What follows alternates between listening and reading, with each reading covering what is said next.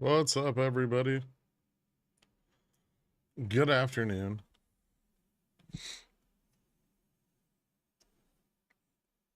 Lemur go hisses.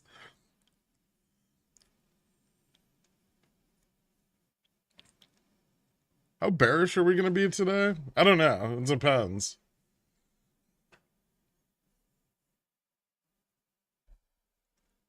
Based on what I saw in the SPX chat, everybody's been just working themselves up into a bearish fervor over the whole weekend.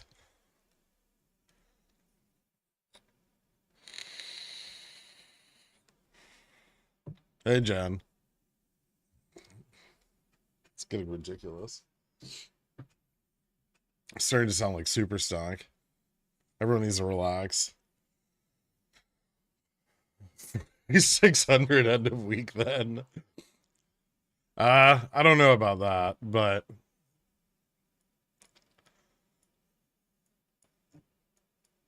S&P is not looking super fucking great right now. What's up, man? Funny how Chicago has the Bears and the Bulls. Yeah, and CME. Dork promised Black Monday. No, he didn't. And that was last week.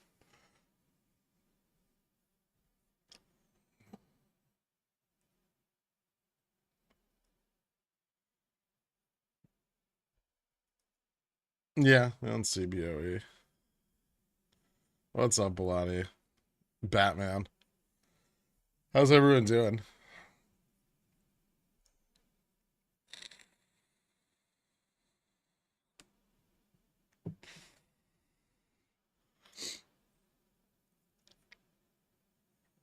Yeah. Well, this week's gonna be fun.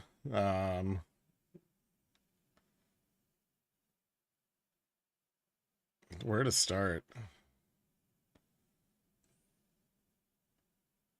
Obviously, on the technical side, we're nearing resistance back from June.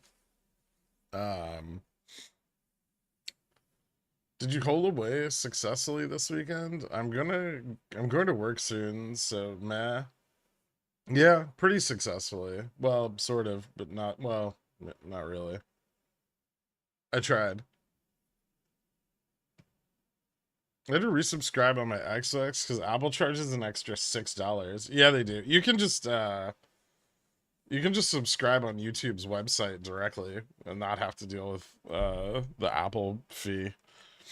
I'm feeling better. Thanks, nuns. Good morning, Pickle Familia. What's up, Northern? All right. Well, anyway, so we're back at like June resistance. We're pretty close. There was a big breakdown in the positioning on Friday. I think they tried to de-risk 4350 as much as they could before it continued to drop off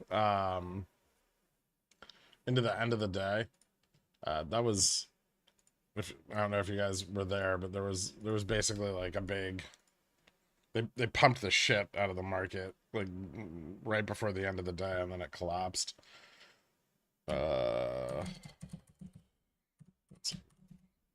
Just pulling up some data. So going into tomorrow, we're about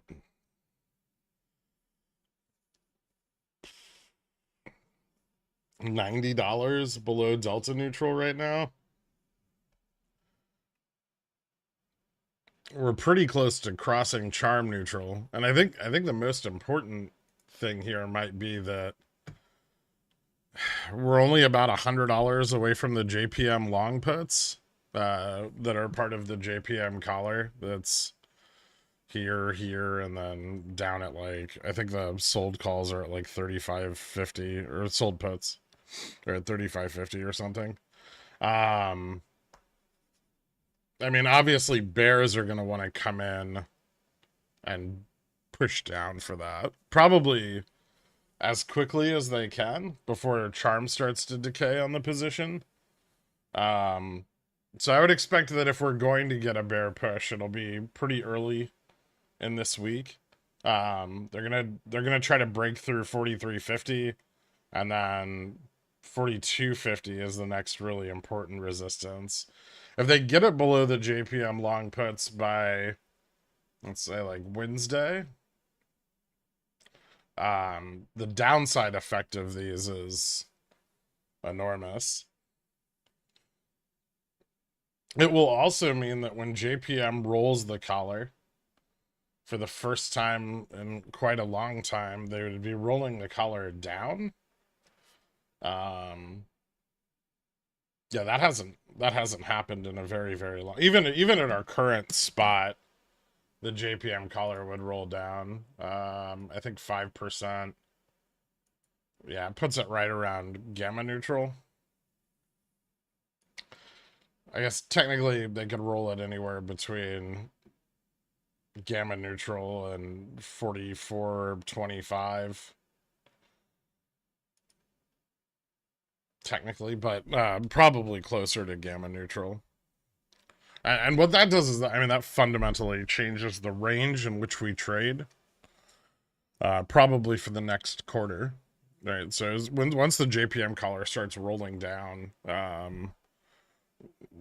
you start to shift into like a more bear market environment, simply because it's so much harder to drive the upside, because sold calls become so entrenched. They already kind of are. I mean, sold calls above 4,500 are pretty entrenched right now, and long dated. And since they're still so far out of the money, it's very hard to get sufficient liquidity to pump us to that level. 195 purchased, 43.20 went to $20. Yeah, yeah. I bought a lot of 45.35 or 43.35s at the top of that pump. There was a significant gamma imbalance.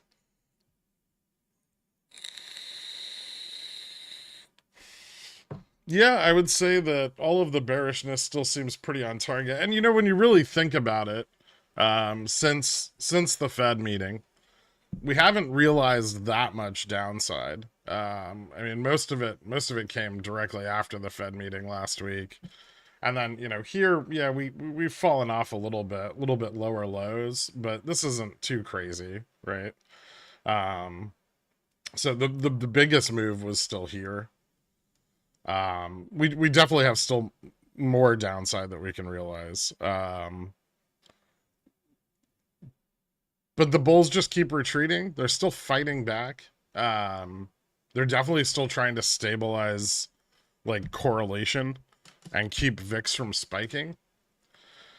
But the question is like kind of what phase in the bear buildup that we're in. And let me try to explain this to you guys. So as bearish positioning enters the market on indexes, between like VIX 12 and 16, they're buying very long dated puts, right? They're buying like Jan, December, like way the fuck out here, right? And then as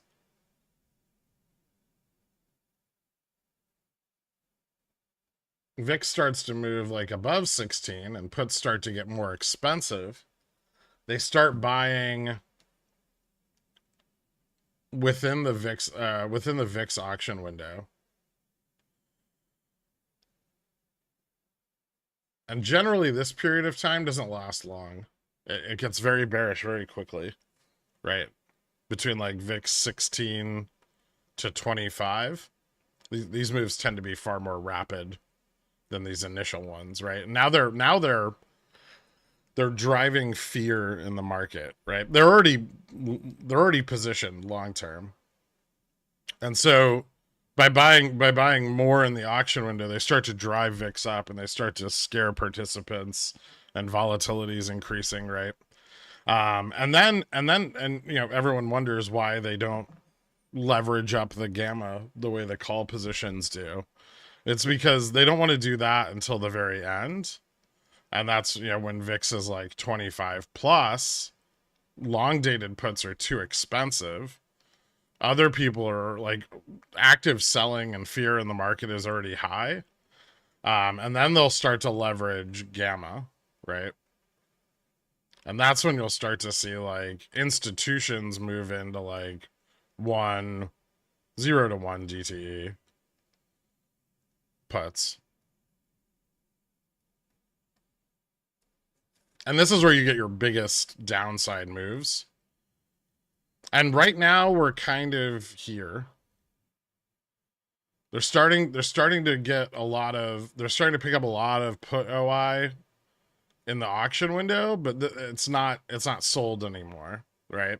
Whereas previously it was sold, which was driving VIX down. Now it's becoming net long. And so, once VIX really starts moving, then they'll start to leverage 0 DT puts, unless this all turns around and the bulls gain a foothold and they're able to short VIX back down. They've shorted VIX back down from higher this year, so I think they're still very much in control of vol, and vol still has tons of supply, so that can collapse really quickly. We could see big moves in vol this week, especially if you look at like the contract in front on VIX. But if we don't, keep that in mind, that the bulls have recovered from weaker positions this year still.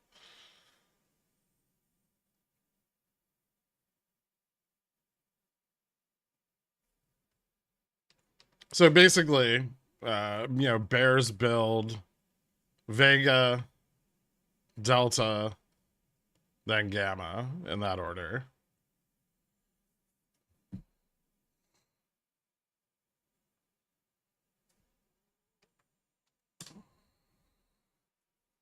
What happens when bulls become bears? Well, we're kind of close to that, right? I mean, once we break down, if we break down through June's gap up, right? That means that everybody that purchased back during like the peak of the bull run is going to be underwater. And if you guys remember, April was actually really flat. Like we recovered out of the bottoms in March, but aside from that recovery, most of the month of April didn't really have any returns. This is like one of the lowest S&P returns month over month since like 2017. So it was basically flat as fuck. Some part of May started to improve a little bit. Mostly just the tail end of it because May closed a little higher. But yeah, April and May were very flat. So all of the accumulation that occurred on the S&P here is, now very close to being underwater after realizing significant gains, right? And then anything that bought during the peak of the bull run is basically already underwater, but we might have to move to here before we really start to see some fear take hold. But those investors are going to be scared, right? Being up 30% on your position and then letting it go negative is not a place you want to be, especially with the Fed's forward projections, right? Like arguably right now with the dot plot, the Fed's forward projection looks worse than it did during the peak bearish period of 2022, like between June and October, and yields are higher substantially.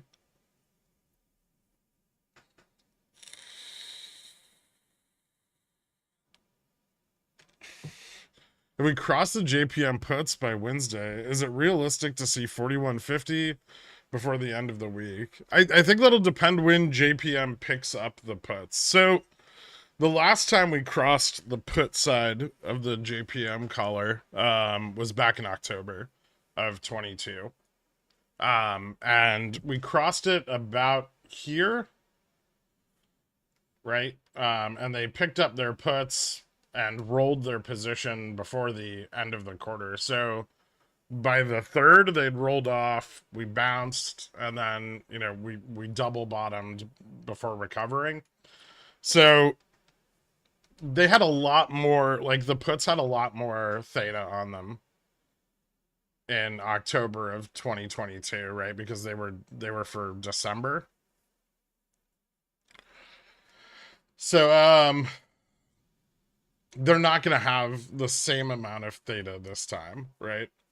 I would say that there's a pretty good chance that we don't see 4210. I think the Bears will try for it, but I think there's a pretty good chance we don't see it because Bulls are still trying to maintain vol control. And if there's any weakness, they're going to try to, pump it back up or stabilize it in order to prevent the rest of that Vega risk from being realized. But if we do cross it, and Bears are successful in hitting that target, it'll largely depend on how much time is left until the end of the week, because that'll determine how much hedging of those positions the market maker is going to do, not only as we approach them, but as they go in the money. So I would say it's pretty hard to determine the range. Most of that'll probably be, based on the longer dated put interest on the chain, and how much of that hedging will be retained by more long dated puts going in the money. But I mean, it would be dramatic. It's a lot of contracts.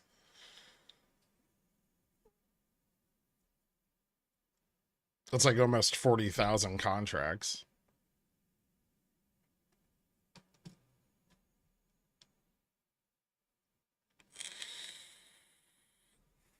And right now, they're like a delta of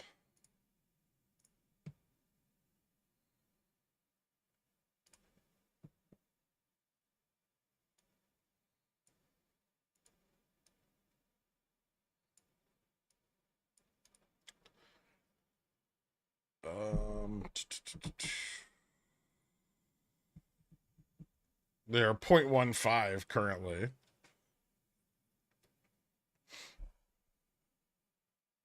So the total position, give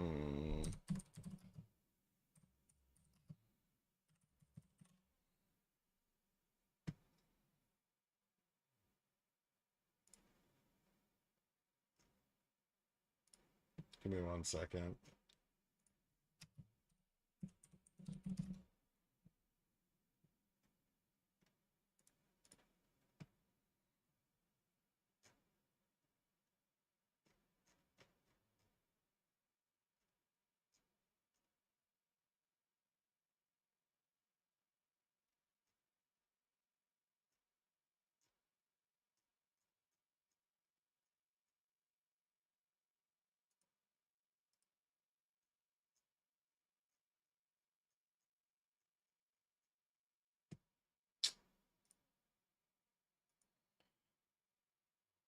Try to find something here.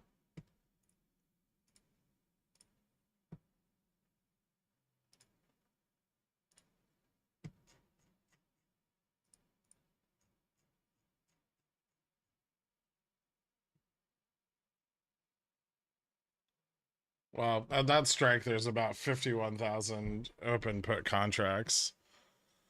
So 51,000 times the total gamma of 1.5.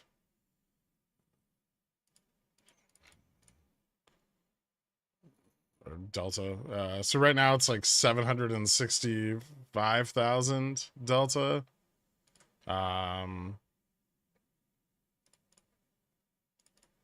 at the money, that would be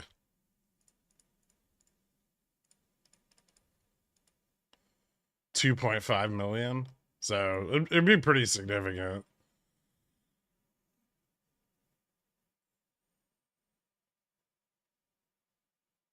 Will the roll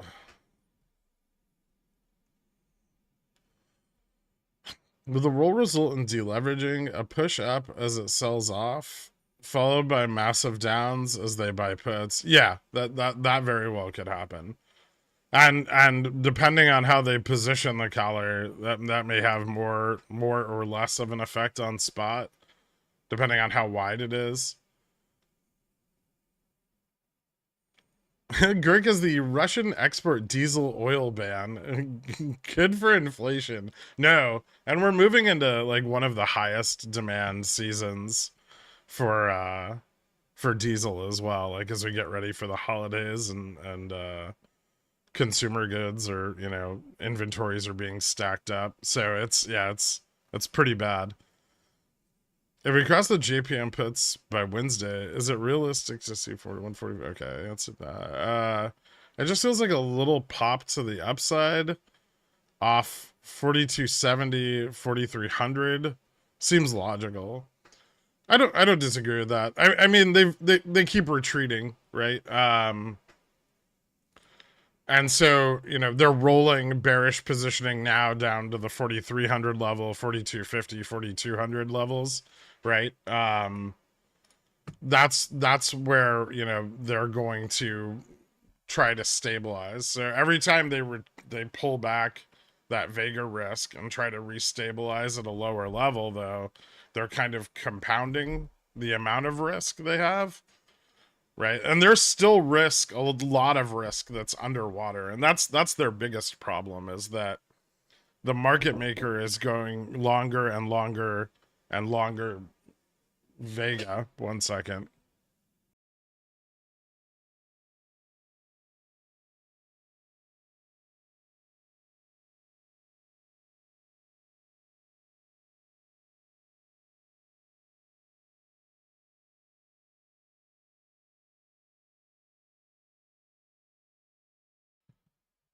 And so turning that around is going to be really, really difficult when all of their Vega risk is underwater.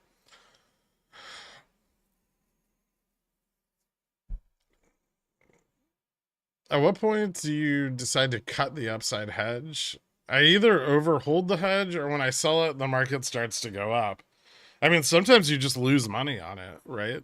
But you're making money on your downside position, so you don't care. I will say that currently, right, and where Vega risk is tells you a lot about where you need to hedge on the chain.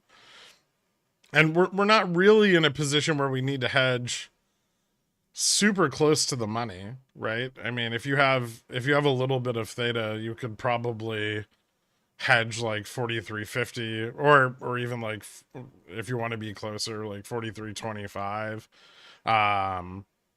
Those positions where their Vega risk is where they need to get the price in order to, even if they're just going to pull that risk back, they still need to get it near that price.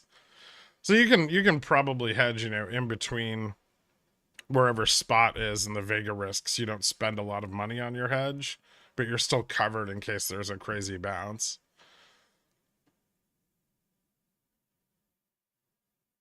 Looks like Baratory is growing and Bulltopia is shrinking. Yeah, Bulltopia is not in a great spot right now. All right. My Gam gave me $500 and said invest this wisely. Anyway, I'm buying Tesla calls on Monday. Oh boy. Tesla not in the best position. Tesla has now lost most of its recent gains since they got that financing deal and pumped for no reason.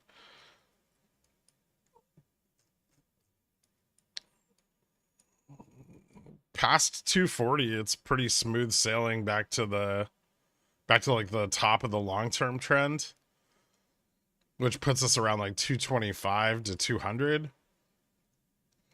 I'm not sure I'd be such a big fan of going long Tesla. I can take a look at their options.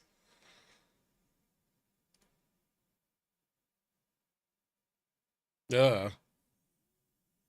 I mean, bot call delta has dropped 5 consecutive days in a row.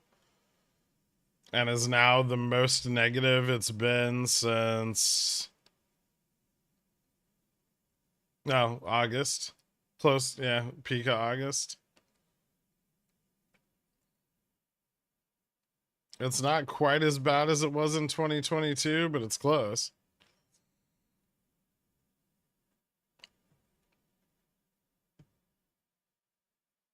Also, put interest picked up Friday.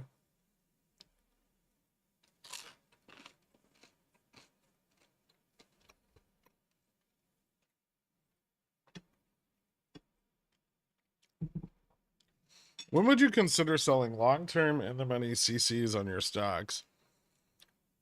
I don't really know that I have very much left. Like, I sold most of my tech. I don't know if I really have a lot left that I want to sell long-term in the money covered calls on. But remember, you know, if you do that, you can always buy those back, right? You can buy them back with the credit if, even if things only drop a little bit, right? They don't drop all the way to your long-term expectation. You can still buy them back.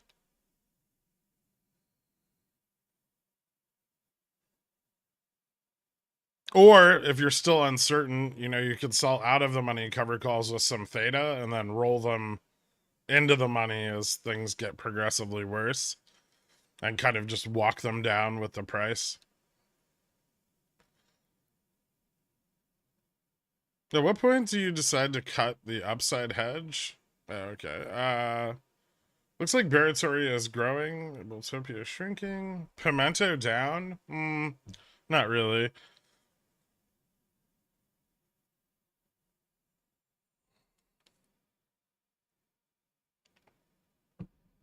If you have time, can you look at KRE?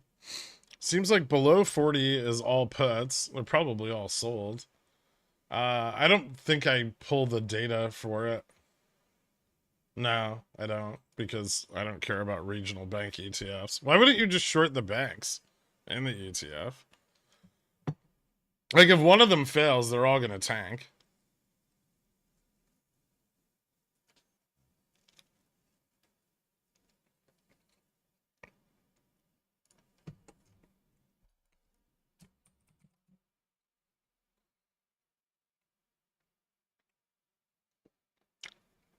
Stop making sense. Stop making bad plays. 40's pretty put heavy.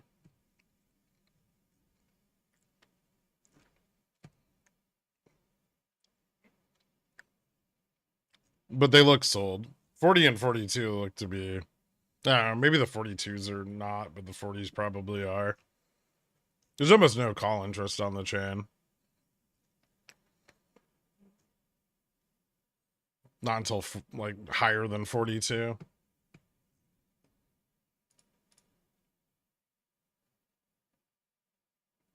Hmm.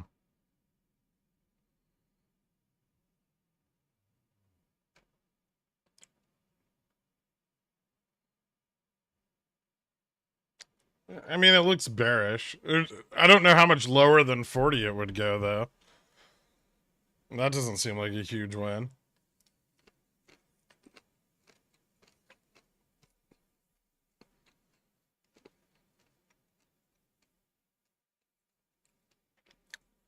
Yeah, we'll want to keep an eye out for an oversold bounce.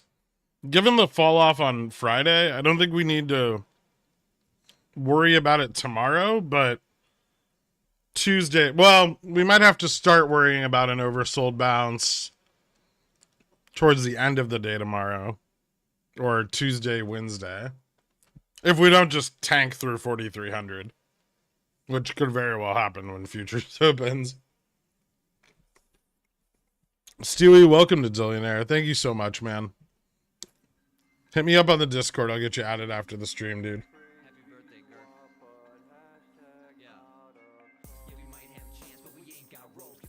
Give me 1 second. I'm gonna grab a bottle of water.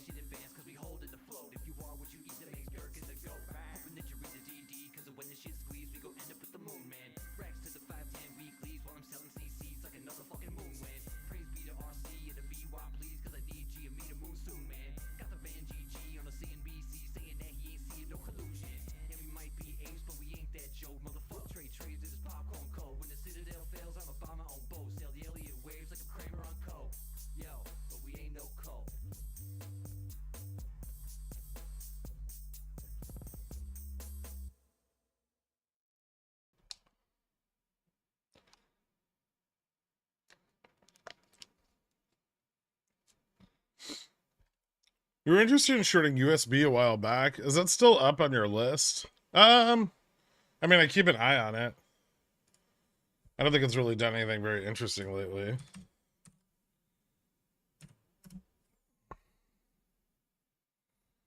It's down a bit. Friday.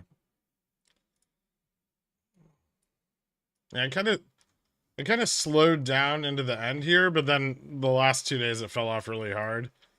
It's been going down pretty consistently. I mean, ever since August. Most of them have.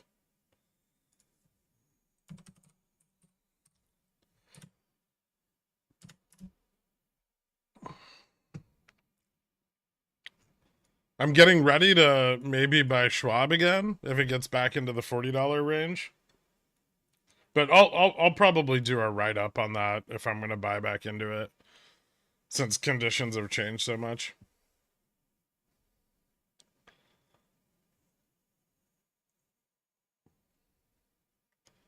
How will SVOL react to a VIX spike? I'm assuming it will tank until their long calls start gaining delta. Then they'll start pumping. Wait, what? Short vol react to a VIX spike. Are you talking about like positioning directly on VIX? Positioning on VIX doesn't change the price of spot VIX.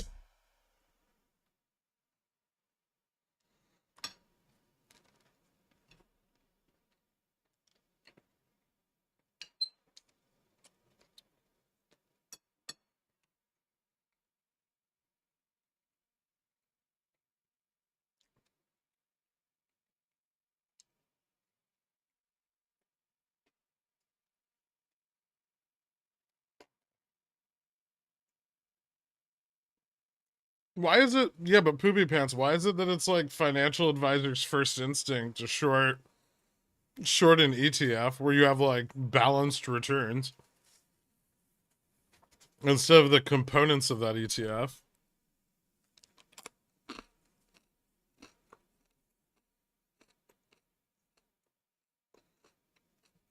Also fees.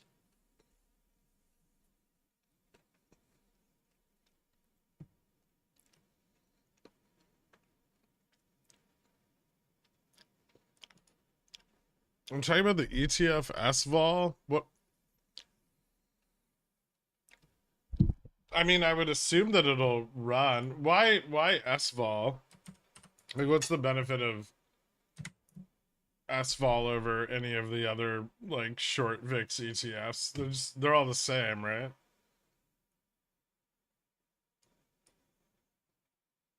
Or does this have a different return profile?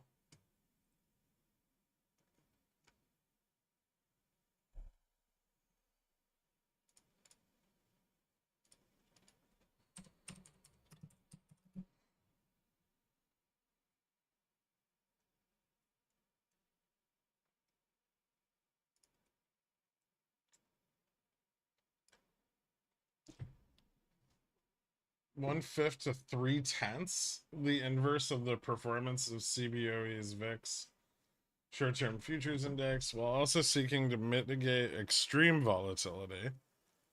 Gross. How do they mitigate extreme volatility?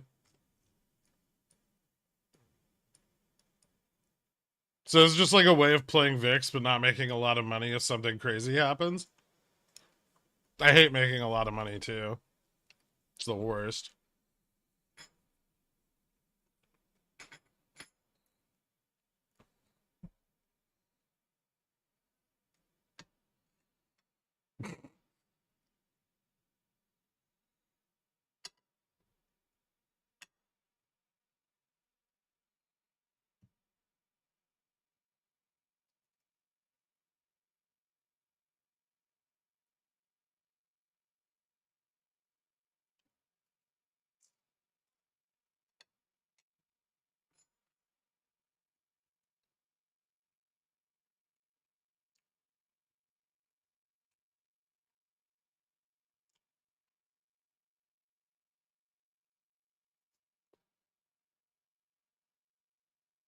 SVOL has like $50 VIX calls.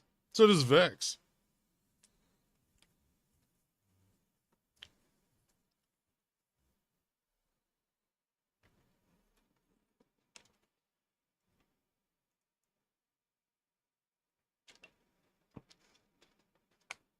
But like, how are they? I don't know. I don't. I don't really want to read through their prospectus. But the idea that they're reducing exposure to like spikes in volatility for their clients makes me think it's not a great instrument to try to play long VIX on, right? Or long vol.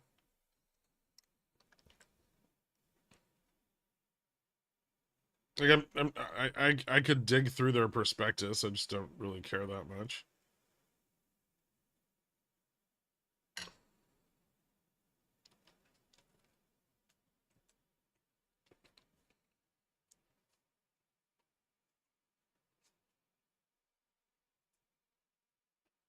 It's not counterintuitive. It's a short vol fund that protects against like violent upside moves in VIX.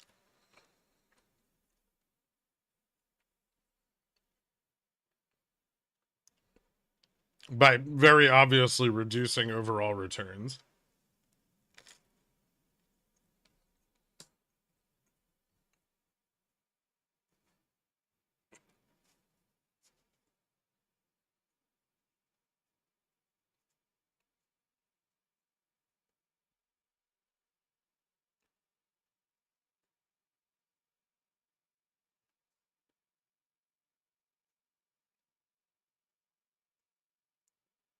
I have some of my wife's Roth, and I'm trying to figure out if I should dump it for the next few months.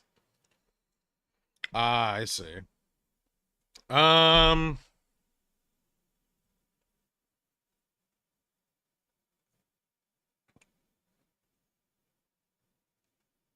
I mean, it doesn't seem like a great instrument to own if market volatility is high. Although I'm not really sure how it scales, so I don't know how much protection it offers you.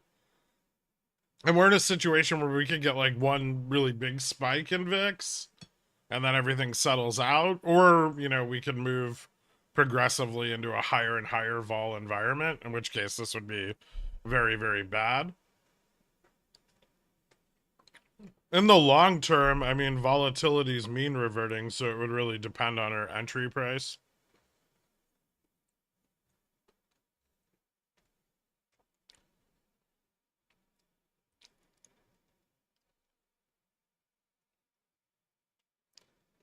Catching up on 2xp will be opportunities to pick up more SPX long-term puts. Probably not. Like we're kind of moving out of the period where long-term puts are cheap or even affordable.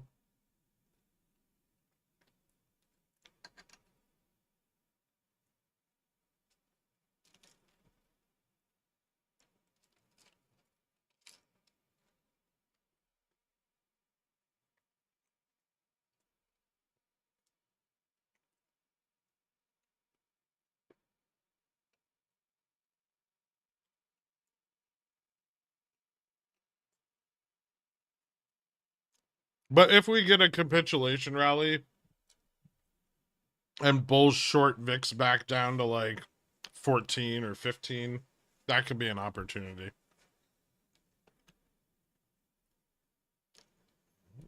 With VIX closing Friday at 17, it seems like that opportunity may be gone for now, but we've seen them turn around more, so I don't want to say they can't do it. It's just not that likely.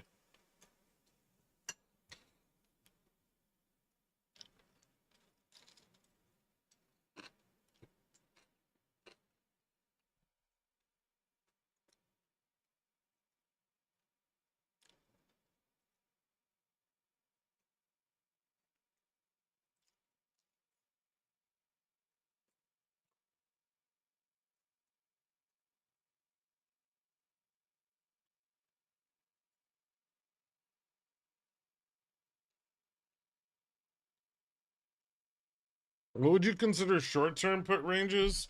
30 to 45 days? Once VIX crosses 20, even those will start to get kind of priced out.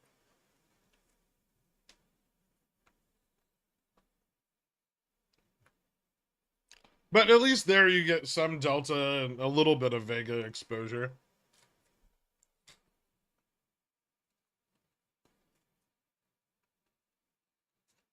And you can still get Vega exposure, but you got to pay a lot more for it. Which means that now it carries more risk. Amian Aleza, thank you so much, man. Welcome to Dillionaire. Hit me up on the Discord. I'll get you out of the country club at the end of the stream.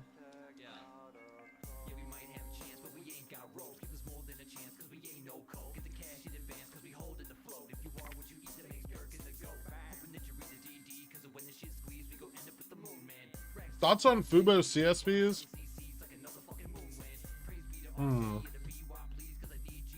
So Fubo just started to break below the long-term trend on Friday. If the market continues to fail, I think it's reasonable that its price will drop. However, Fubo liquidity is getting pretty low. Like, they've been shorting the fuck out of it ever since the last peak. And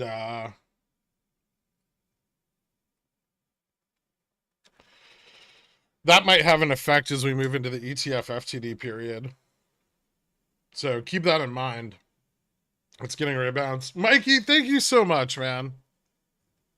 I appreciate it, dude. Welcome to Pigeon Whale.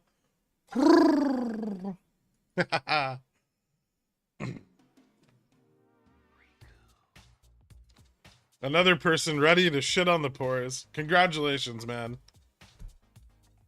Cheers.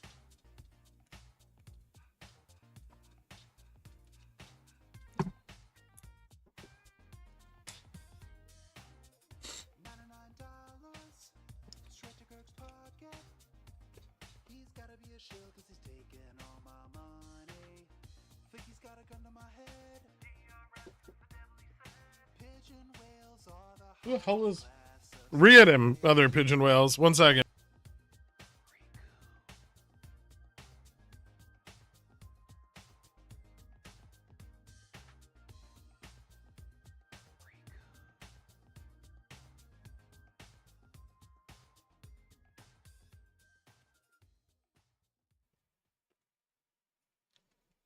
Thank you so much, dude. We want vol. We trade violently. Vol, Eritrea songs and audits for vol, for Christ's sakes. What the fuck are you on about? I want vol too. I agree. Most of us trade very short time frames, right? Vol's the best. I can't wait to buy like 0 DTE fucking straddles and make shitloads of money because the market goes up and down 2% a day. I've been mooching long enough. I appreciate it, dude. Thank you so much. She can't take him this early. Just try.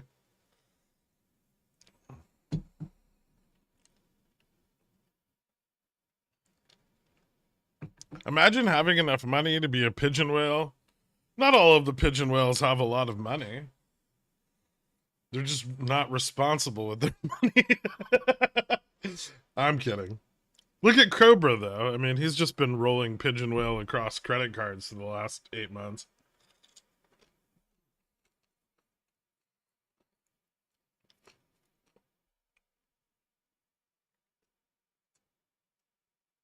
Priorities? Exactly.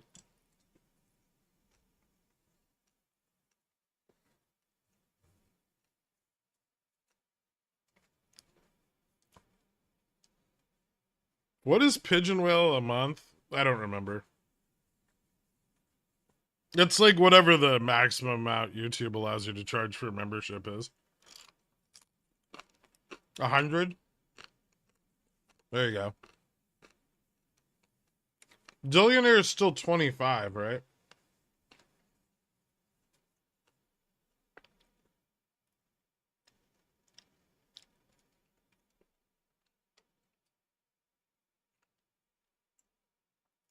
I've been paying for Dillionaire using inverse crypto ETFs.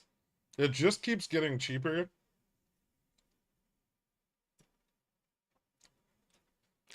%80 of Pickle's picks pay for Dillionaire for like 5 years, so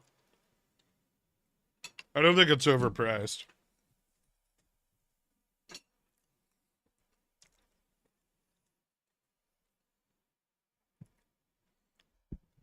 You're scamming me for $25 a month.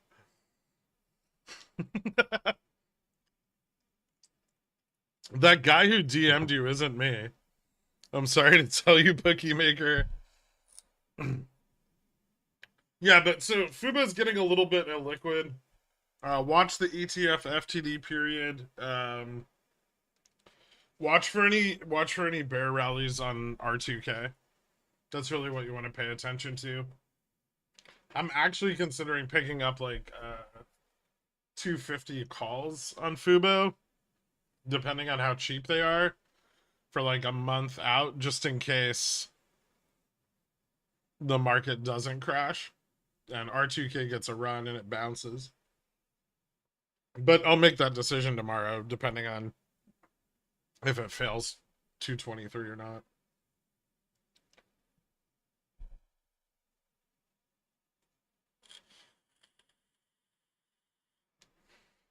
Just so everyone knows, I'm actually friends with Girk on Discord. Shut your fucking mouth, Carl.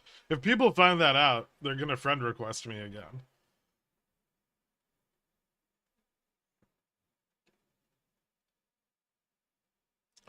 Have you looked at the chain on Microsoft? Do you think we'll see it move to 305 this week?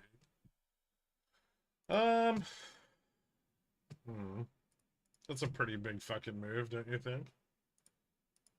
You know, Microsoft's like the most fairly valued of all, like all of the Mag 7.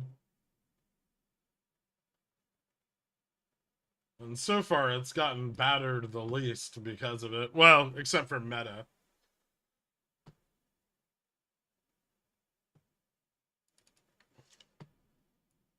Call interest took a pretty big hit on Friday.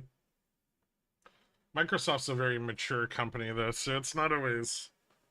You can't rely on its options data quite as much. But its options data does not look bullish. And I believe it closed... Yeah, it closed Friday below gamma neutral. Delta neutral's at 312, though. So, still some room there for it to bounce.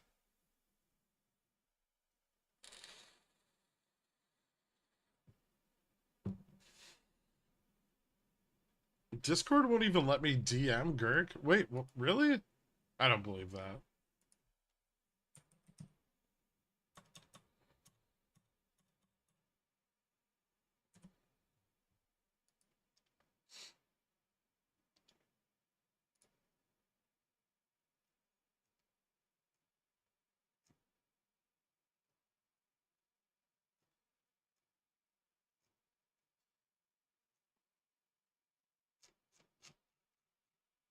Hmm.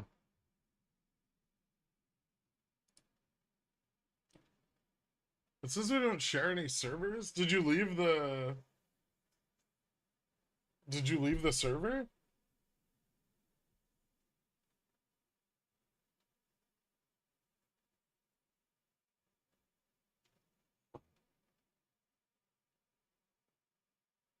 No problem, Gary. Yeah, so be careful of 312 on Microsoft, because that's delta neutral. Lizard King, welcome to Dillionaire, man. Thank you so much, dude. Never? So, tag me in a message.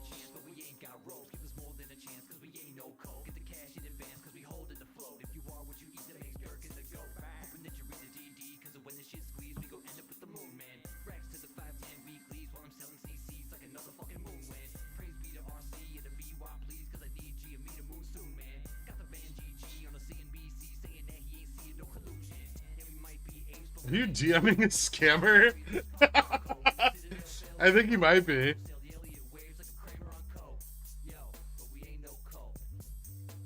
Welcome back, Lizard King. Thank you, man. Yeah, so Microsoft doesn't look good.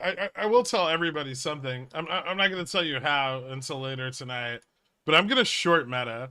Why? Because fuck Zuckerberg, right? And then also, how is it that the market's fucking dropped, 600 BPS, and this piece of shit is still holding up the fucking NQ100 all by itself? It's only down 4% from its peak. They don't even fucking make money. Like, they make money, but their EPS is disgustingly bad.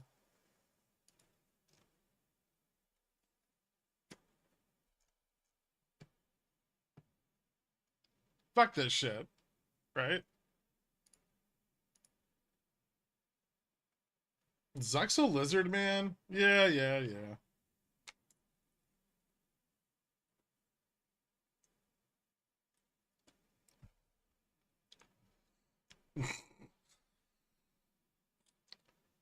Airbnb?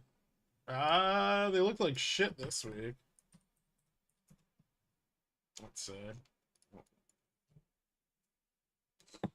That's not in the right place.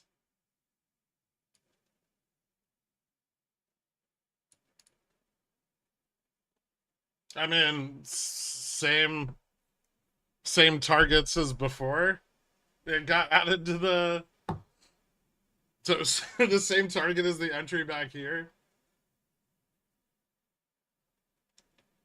A risk mid and PT would be unchanged. You'd still want like 60 to 90 days of theta.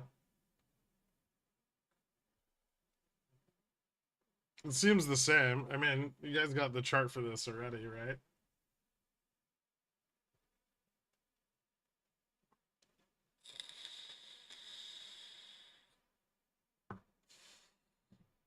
Fortunately, it's happened fast enough that my October spreads may still make me money. Is Zuck Lizard King 1278 trying to get an edge on the pickle jar? Oh shit.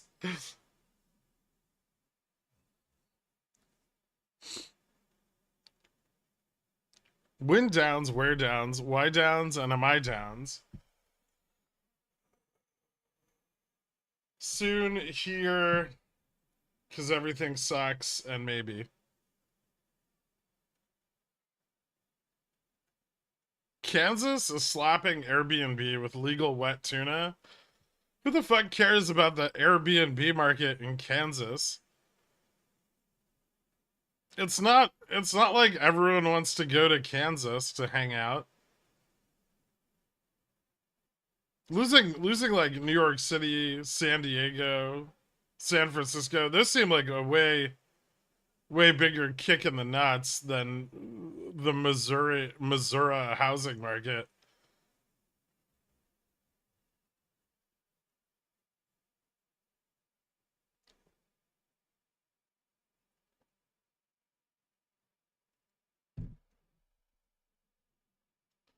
You're lost, Pickle Man. Kansas is Zion. Oh well, I guess I'll just have to live without it.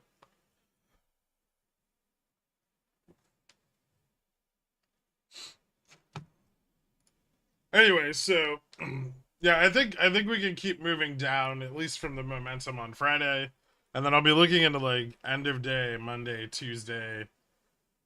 End of day Monday into Tuesday, Wednesday for a bounce. If we keep picking up momentum, I'm not worried about that happening. BTU next week? I mean, BTU's a coal stock. You kind of just own it and then hope one day that commodities go up. I don't really play it on like a week by week basis. But broad commodities were kind of recovering there for a little bit. Now they're getting dragged down with the market underperformance. So BTU may see some downside here now. Oil's still up, and then the risk of selling CCs on it though is that any move from China as far as providing stimulus for uh, their rapidly failing economy could send the price of coal skyrocketing. So I'd probably be careful with cover calls. CSPs might be a safer approach.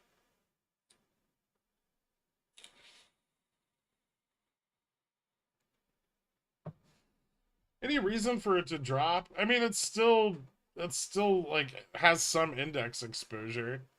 So yeah, I mean, if the indexes are dropping, it's an equity. You're not gonna be completely immune to that effect. It does have negative beta, but it's slight.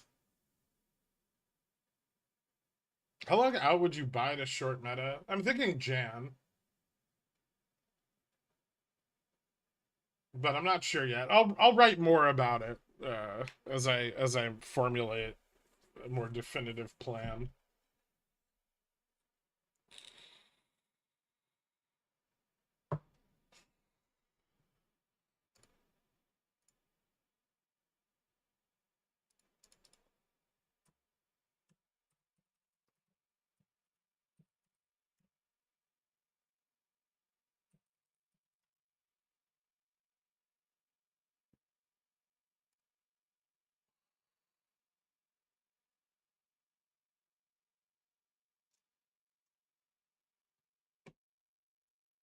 Some other things to note going into this week: Dixie's still moving up.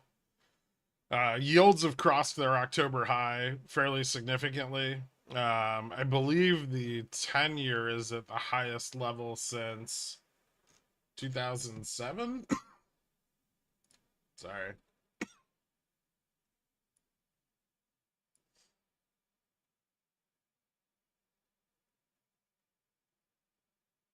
Yeah, highest level since 2007. And the 30-year is getting pretty close to 2011. So that seems fairly significant. But Dixie's about,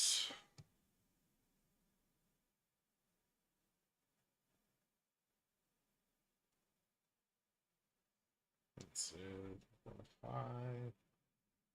about 30 cents off of March's high.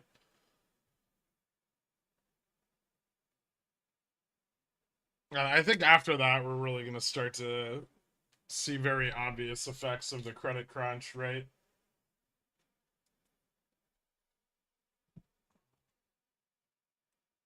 Well, we kind of are already, but also USD JPY closed the week 148.36. And then if we take a look, well, I'll wait for Dork for that one, but yeah. All right, let's see what JFresh is up to. What's up, man? Hold on. Hey, how's it going? Can you hear me? Hold on, my audio's not working correctly. Let me change it here. All right, I switched to my headphones. Can you All hear right. me? Yeah, give me 1 second. They wanted to know about GME because I didn't discuss it. GME looks like it's being shorted heavily through XRT, which is now on Reg Show. So that's probably going to continue for at least a month. At least historically, when it goes on Reg Show, it offsets OPEX covering by about 30, what is it, like 32 days. So, all right. Go ahead, man. What's up? Yeah, I can hear you. Yeah. What do you want to talk about today? I don't know. So much. I take what Mr. Poopy Pants says about me every week very seriously. Every week he says, I didn't listen to the stream this week because you guys talk about the same thing every week. So I'm thinking, how can we change this up? I don't know that I have an answer, but based on all the things we always talk about every week, I'm really excited for the market crash tomorrow. Well, maybe the market crashes tomorrow. I mean, but I think at least more downside momentum. I don't want to get so hyperbolic as to say it's just gonna crash. Yeah, no, I agree. I think we've talked a lot about duration risk and the risk premium for equities versus bonds. And obviously, as the longer end starts to collapse a little bit, like the 10-year popped a little, and the 3 to 7 years are kind of trying to fight their way upwards, their rates, which is going to put a lot of pressure on people who are seeking excess returns in the stock market when it's already pretty universally considered to be overvalued. Yeah, Although it's quite interesting to see which analysts or analysts and which banks and things are trying to push a soft landing when that looks obviously increasingly less likely. I think in particular, I've really been setting my sights on Bank of America recently. Hey, what's yeah. up, Dork? Bank of Yeah. America's sucked for a while. I think I I think think, I think back in like March, when I was diving into all the banks and looking at their financials, BAC out of the GSIBs, BAC and Wells looked the worst. yeah, apparently Goldman Sachs is looking pretty shitty lately too. I haven't Oh, dug too far into it, that's but horseshit. That's because people don't know what their business is. well, Everyone thinks that's because their derivatives exposure is really high that they're in like big trouble, but that's because their derivatives exposure is high because they're the largest market maker in the world. It's not because they're fucking. I mean, it's not unusual for their derivatives exposure to be high, and then given how many derivatives have been being traded, in the last 6 months, it only makes sense that their exposure would have moved up, right? yeah. So I, I I think I think think people are like reading into that way too hard.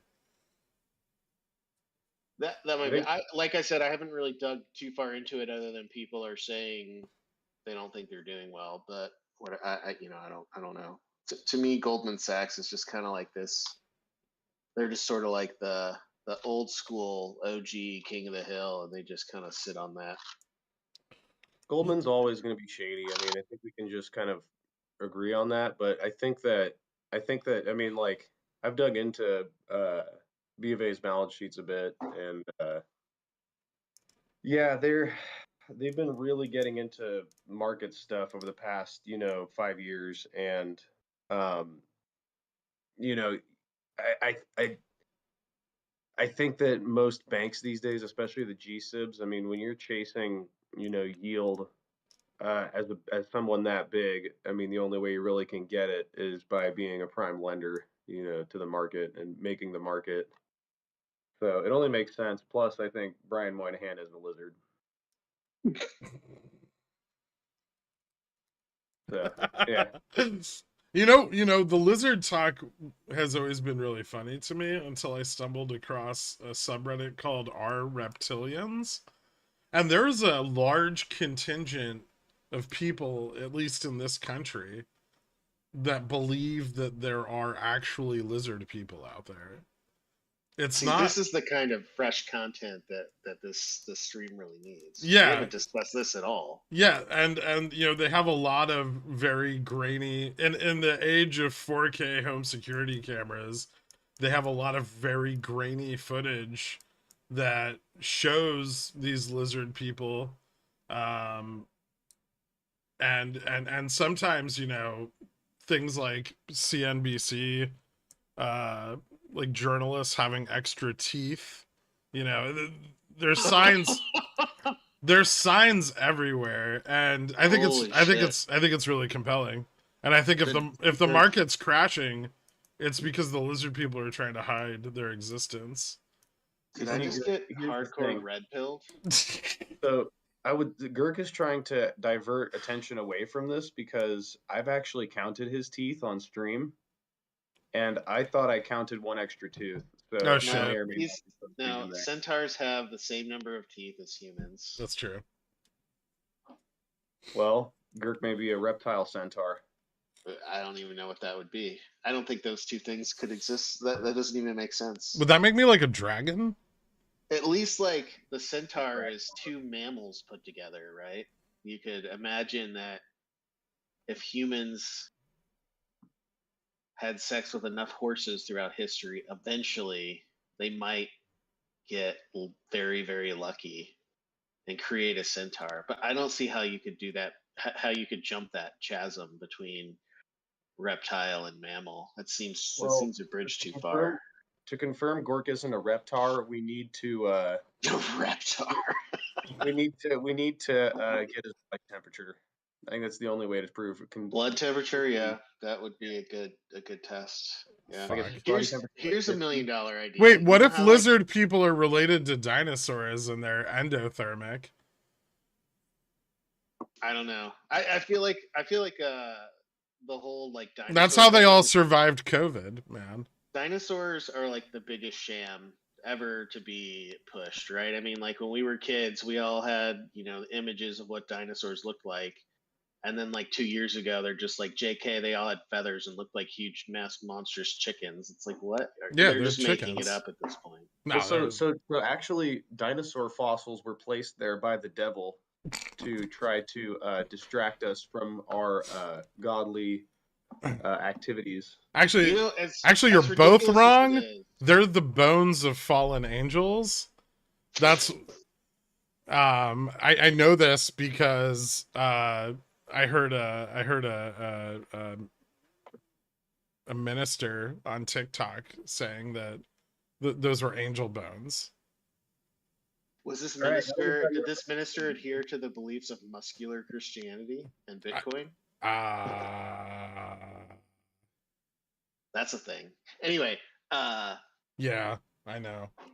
Yeah, we talk about how crazy pants like the devil placing dinosaur bones or whatever to create perceived oldness or whatever. But Tuesdayism is perhaps one of my favorite philosophies. The idea that the universe was created last Tuesday and every memory that everybody has of things before it were just created with everything else. Ooh. But last Tuesday was when the universe was created. And you can't convince me otherwise. Is it always last Tuesday? It's always last Tuesday. So it's like Moas or Black Monday, where it's always tomorrow. Yeah, it was always last Tuesday. That's crazy. But the thing is that like you can never convince me otherwise, right? I mean, there's no verifiable argument that could change your mind. No. Yeah. Cornup says this is the quant and YouTube trader you guys are paying for. And to that, I say, absolutely. And I want them all to think about that right now. Does the Pigeonhole chat contain hard-hitting research like this? Yeah, absolutely. So, guys, I wanted to discuss how SPX crashed below Delta Neutral on Friday. You mean SPY? I think it was SPX. I think last night I said SPX, or SPY, but I actually just double checked and it was SPX. It was actually on the 21st, which was what, like Thursday? Yeah, so on Thursday it got below DN. Yeah. I kind of want to discuss the implications of that. Usually likes to keep going. Yeah. Usually drops below DN or bad. For like, well, they're still fighting it hard. I mean, that's the thing. That's this. I mean, this is still an epic fight. It's not over. The people shorting the SPX are they failed miserably 2 or 3 times in the last 2 days, but they have not given up, and they are still pumping massive amounts of money into propping the shit up. Yeah, let's talk about how the whole spread fiasco that happened with the billionaires and just discuss what that really deep down what that means. We're gonna talk about Flock of Steagles being the market maker of last resort. Yeah, he was. So I know Flock of Steagles, if you're listening. I know that you thought that your life was like over and you were probably going to get a divorce and lose your house or whatever, both of your houses. this week, because what happened, for those who don't know, although I'm sure many people do by now, is on Thursday morning, what I believe was happening was somebody was selling so many puts to try to keep this thing stable and willing to lose money on the sale just to get the delta on the market, that a bunch of and it was only SPX, like the SPYs spreads were fine.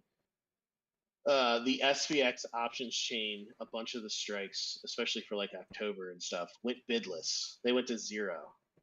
And some of the options that I had, some of the spreads that I have, I was just watching, like my spreads at one point, some of them were over like $12,000. It was insane. And so what Flock of Seagulls did was he recognized that there was a market that wasn't being made, and that he could make that market for the benefit of the market. So patriotic. I mean, there's nothing more American. Are we? Wow, we're gonna attribute a lot to this, huh? And so what he did was he saw an opportunity to buy puts for $200 and then immediately sell them for $2,000. And that's what he did. And so I think he set an order for like 10 of them. He got a fill on 2 of them for $200, and these are priced at $2,000. And he immediately went and flipped them for $2,000. So spent $400, made $4,000, $3,600 in his pocket 1 minute, basically risk free.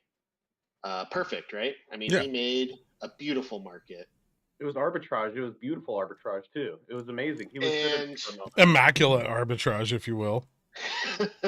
The CBOE immediately started crying like the big baby it is, and decided, hey, no one's going to stop me. I'm the big bully in town. I'm going to reverse the buys, but not the sells.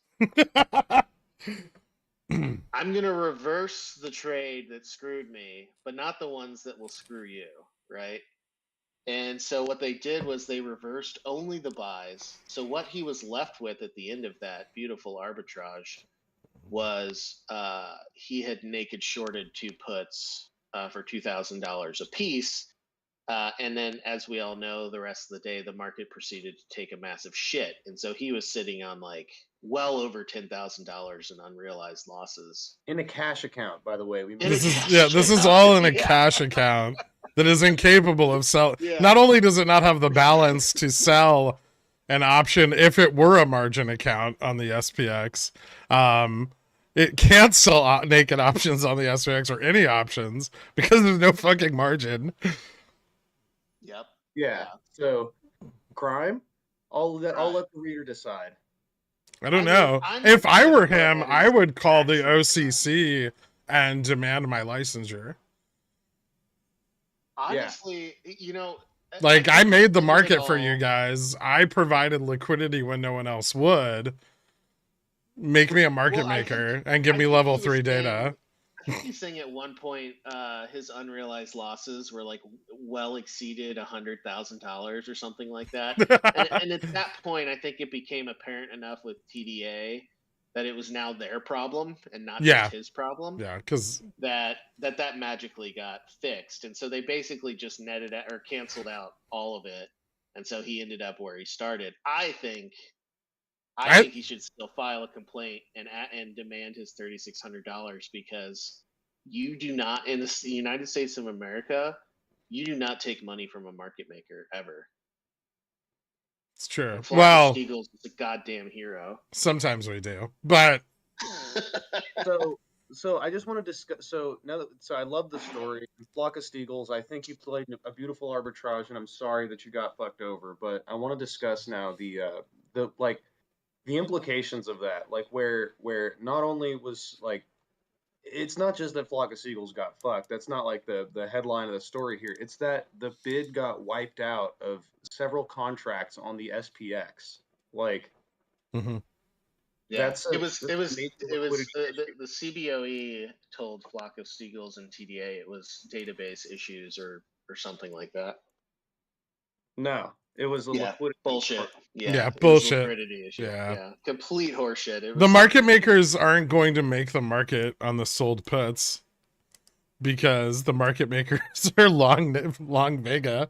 So they're just not going to make the market for the put sellers, I mean, right? I think it's less sinister than that. I think the market makers algorithms just says when the when the sell side becomes when the volume on the sell side becomes high enough, they're just going to start lowering their bid naturally, Yeah, because why yeah. wouldn't you, right? And Yeah. it was and the selling just became so extreme that algorithm just went to zero, because they're like, I keep lowering it and they keep selling them, so why not keep lowering it to see like where the where that very short term equilibrium is. And it turned out that equilibrium was zero, which is crazy because it basically means that somebody was giving away options contracts for free just to get the market maker to sell delta, or to Buy buy Delta. delta, which is So insane to me. and also to say that it's a data issue is also disingenuous, because if it was a data issue, those orders wouldn't have filled, Yeah. That's correct.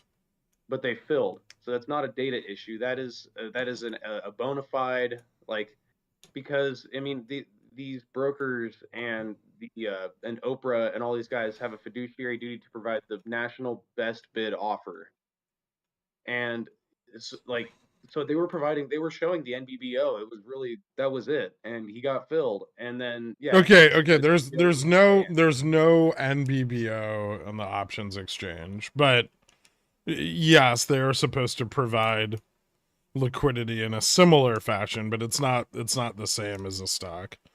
Yeah, I don't know. Are there as many like dark pools and things for options? There's I mean, I know there's some like internalization, but they're I rare. feel like it's They're far more rare.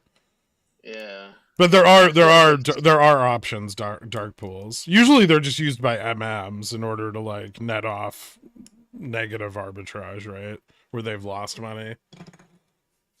yeah. And that's where like a lot of like gap theory comes from, is that like when MMs net off like their dark pool exposure, they fill their gaps.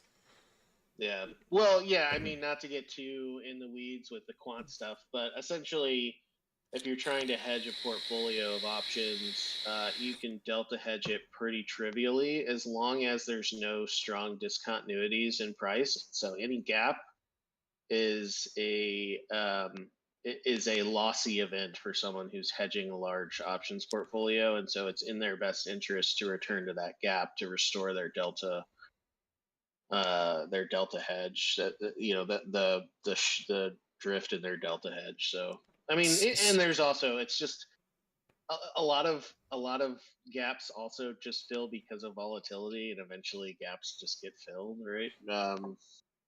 But yeah. So So yeah, Anyway, actually, so basically you want the, like, the way that hedging sort of like it kind of relies on having a continuous function, right, that you yeah, hedge on. yeah. And so when you get a discontinuity, it screws up your hedging profile, and so you need to close that discontinuity in the short term. Yeah, why do you think futures and SPX options trade 24 hours a day? Because if they didn't have that, there would be no market makers, because they would just get fucked every night. yep. Yeah, I mean, exactly. market Also, makers the build up algorithm. exposure on SPX overnight because Globex is so illiquid, but yeah, I mean, they're able to hedge with futures, so it doesn't matter.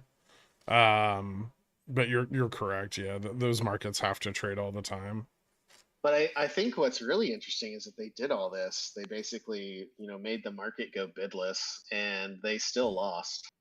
Well, is this And then they too? tried to do something similar yesterday or Friday, and still lost. Yeah, so that one's interesting too. We should probably talk about that as well. But is this really that different than, back when they were pumping like crazy, and you know, me and I think a few other people in the Discord were getting like out of the money call spreads, like bear call spreads, selling at like 480 to like 530 on a $5 spread.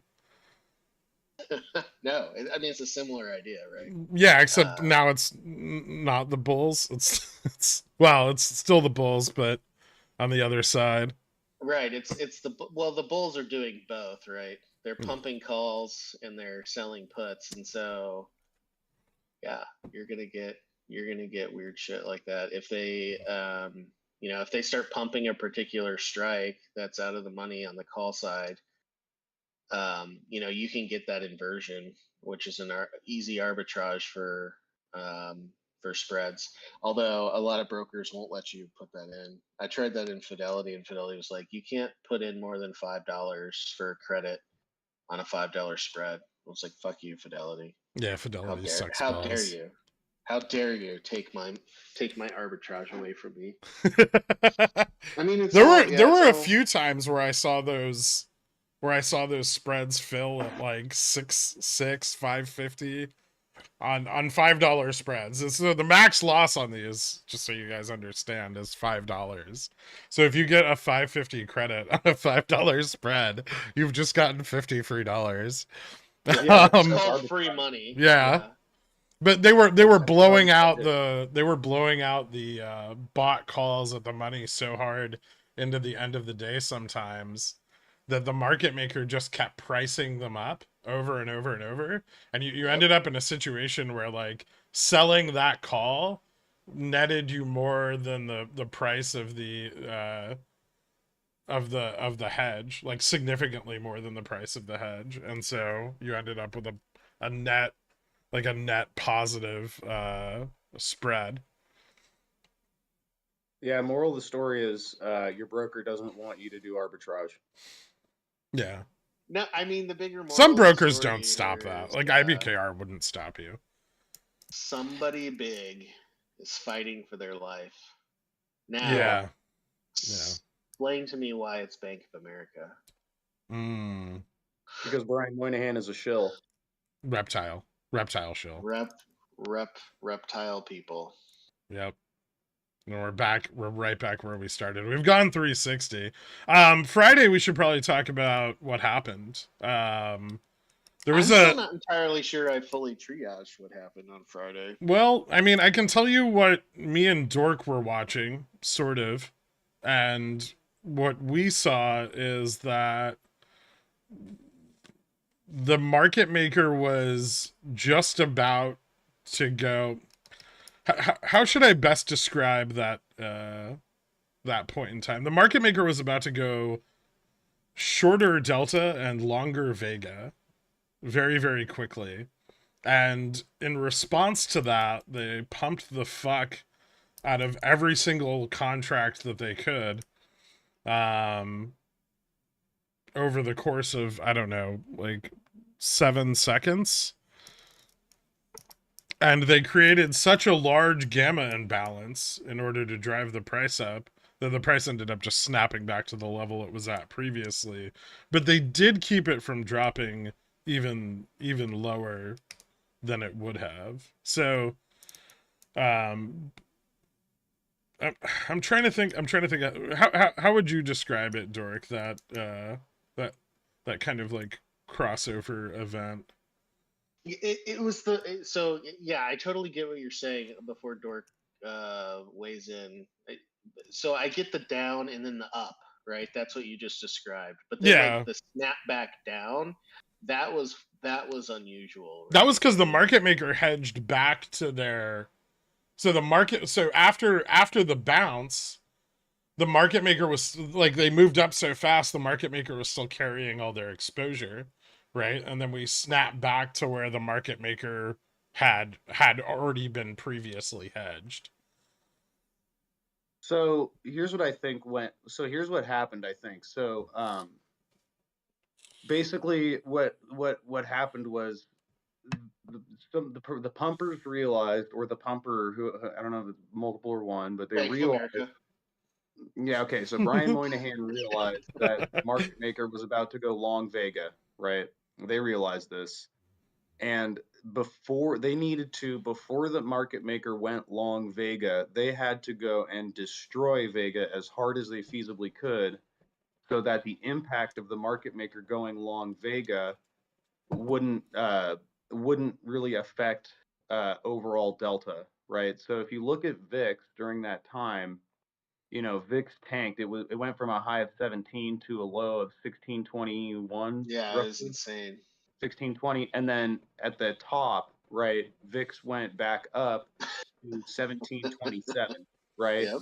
And that tells you that the market maker went uh, and VIX ended up higher. But if they didn't do that pump beforehand, we probably would have seen VIX hit like 18 or 19. Yeah, I agree. I think that was their last bid to save 4,300. If the Yeah. market maker had gone like longer Vega there at the bottom. So remember they had they'd oversold the 43.15 the prior day on the short puts. So they'd compounded a lot of interest at 43.15 and 4,300. And going long there meant that, you know, we didn't close the day sub 4,300, and we would have. So I mean, So it here's what I'm saved thinking. their asses. I think more importantly, it saved their zero DTE exposure. Yeah. So here's what I'm thinking: is if it really is B of A, reached out to their investment arm and said, "Hey guys, we literally have no choice. We have absolutely no choice. We need to go long Vega, and we're going to do it in 30 minutes." And so the trading desks went, "Well, what are we going to do? We're going to short the piss out of Vega and just you know save what we can, you know, in terms of price action. If we can get it, you know, above X price, then we should be good." And they just dumped all the money into it. And then the risk department said, "Yep, we're going long Vega now." And then they did it. The market making arm, I should say, because if they're all in the same building, there's potential for this to happen. Yep. You know, if they're the market maker and they have an investment arm, you know, that's doing, you know, quote unquote yield strategies, right? Fixed income strategies, and these fixed income strategies are shorting vol and zero DTEs. Right, one phone call could make that whole entire event happen. True. I mean, it's such a concentrated event that it's hard to believe that there's all that many people involved in this. It's just one massive person, and I think it's Brian Moynihan. That's, you know, that's what I'm saying. That's what I'm saying, Jay Fresh, is yeah, they just made a phone call and then that happened. I think there were a lot of banks involved in this for most of June, July, August, and I think there's just now fewer banks involved and Maybe one or two. more banks on the opposite side of the trade. Yeah.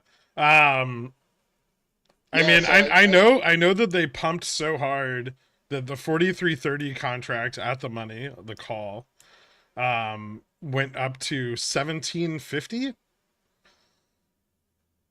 at one point, before going in the money. Jesus Christ. Holy shit. So they were buying, they didn't care about the price, right? It very similar to what happened to Flock of Steagles. They were just simply buying as much of that delta as they could feasibly get.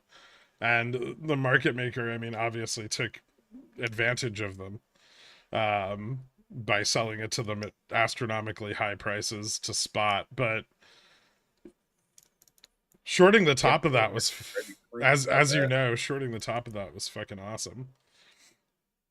Yeah, and I was digging through some OCC quarterly reports just to get a sense of, you know, derivatives positioning amongst, you know, large banks and things like that. And you're right, it does look like from, you know, the first quarter saw a lot of equity derivatives profits or revenue, and that started to drop off in the second quarter. And so I do think that you know, some of that's consistent with what you're saying, that banks are starting to get out of this trade, and so there's fewer banks remaining. But I mean, the amount of revenue from equity derivatives is still super high. It's up 1,000% year over year amongst all of these banks and the holding companies associated with them. So it's so crazy. That's fucking insane. They did manage to turn around the 1 and 3 month correlation into close because of that pump. Yeah, I don't know what's going to happen. There's only so much of a beating that the rest of the SPX can take before the Magnificent Seven starts to feel it, right? I mean, you're like watching all of this chaos yet on Friday, and you've got Meta, still being a $300 stable coin over here somehow, right? I mean, like, and I understand that there's a lot of dispersion going on, but and so as vol rises on SPX, you would actually get vol to go down on some of these big other sides of that dispersion trade, but it's still bizarre, and there's still a lot of vol on those mag sevens. It's just some of them are they're erratic, right? They're not trading based on really anything other than just they're just completely erratic. Like Meta just goes from like 307 to 294 back to 307 to 300 and just kind of like sticks in that range, but it's just wild. Tesla was doing that for a while, but now Tesla's tanking. So I don't know. Yeah, there's people getting out. I mean, like they're now getting out. Like I think the thing is like all this dispersion trade and fun stuff that like, can be done can only be done in a stable, predictable market, right? And you doing a dispersion trade while the market is dropping due to selling you're just going to get eaten alive by the spread. Yeah. So should we talk about how the vol to yield curve has almost collapsed on Friday? That was fun. The what now? My vol bond curve comparison. Oh yeah, sure. Yeah, I haven't looked at that. I'd love to see it. Can you pop it into the chat? I'll share a chart that kind of more succinctly describes it. Girk's got a really good one, but I made one that kind of like basically takes the difference of them, because it boils it down to one line, which I know our viewers are not exactly the most cognitively inclined. So this may help them. As long as there are absolutely no labels. Cognitively inclined. All right, so check out in the general chat. I just posted it. So this. There we go. So, yeah, so that zero line basically, when you talk about the the bear steepener or the bull steepener, whichever one it happens to be, equalizing. I hate that word. It's the worst. I know, right? I think they're very nebulous descriptions of what is basically the yield curve de-inverting, right? And then the market making sense again. This sort of like that zero line right there sort of really boils it down to what you want to happen, right? You want a normal yield curve such that hedging volatility for the convexity, hedging your bond convexity with vol convexity doesn't lead to a long Vega situation. When that's below zero, you get that, but the 0 point is almost like an asymptotic, point where hedging your convexity with both, right, leads to like a massive long vol above zero, and then when you cross the 0 point, right, you have to shift that over to a massive short vol until it normalizes somewhere like -8 or 10. So when that approaches the 0 point, as it approaches the 0 point, you get this convexity hedging that basically is just, you have to go longer and longer vol, further and further out, because your two term structures are flattening. So, or at least relative to each other. So we got on Thursday, and Friday we got real close. That was actually, that spike down was on Friday, right around, it was literally the middle of the night, when no one was watching, right around 1 a.m. or actually literally midnight was the bottom of it. We got within 2% of the 0 point, and so there was a lot of crazy shit happening. I think that people are definitely going long bonds now, and you can see that in VIX, right? Just general VIX, it's bleeding actually into the real volatility index as that hedging is being hedged with SPX contracts. And I think this is probably worrying a lot of institutional investors, because this is where the market becomes the weighing machine, and right now it's doing a lot of weighing. We had JPAL on Thursday say, don't count, not necessarily don't count on it, but we're not counting on a soft landing. And the entire market was counting on a soft landing. So that, I mean, we joke and say that the market doesn't care, but the Fed's interest rate decisions have a huge impact on future cash flows.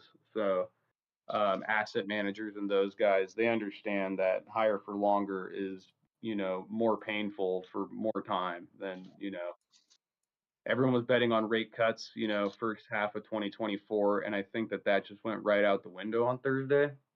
So you're getting people saying, well, I should probably hedge my equity portfolio by shifting over to bonds.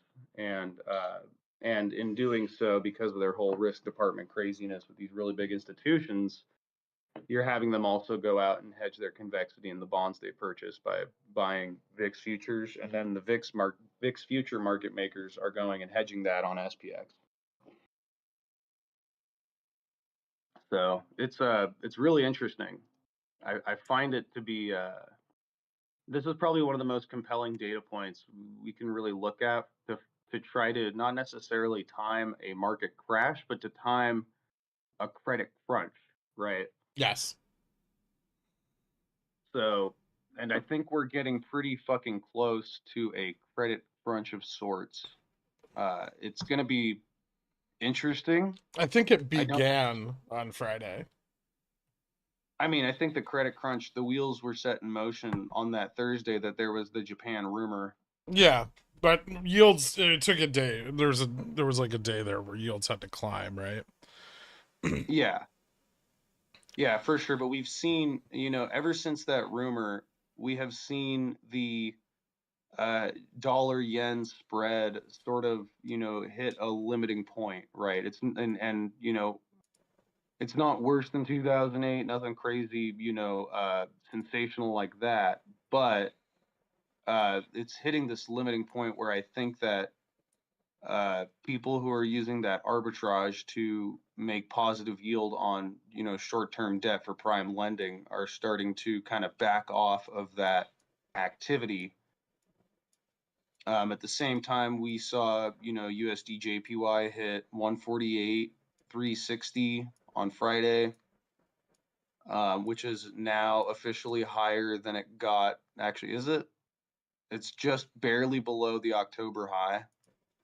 So, we're very quickly or precipitously reaching a point where the global foreign exchange market is going to have a massive, and it's already having an impact on price action. Like you can almost predict market movements in a way from what the yen is doing relative to the dollar.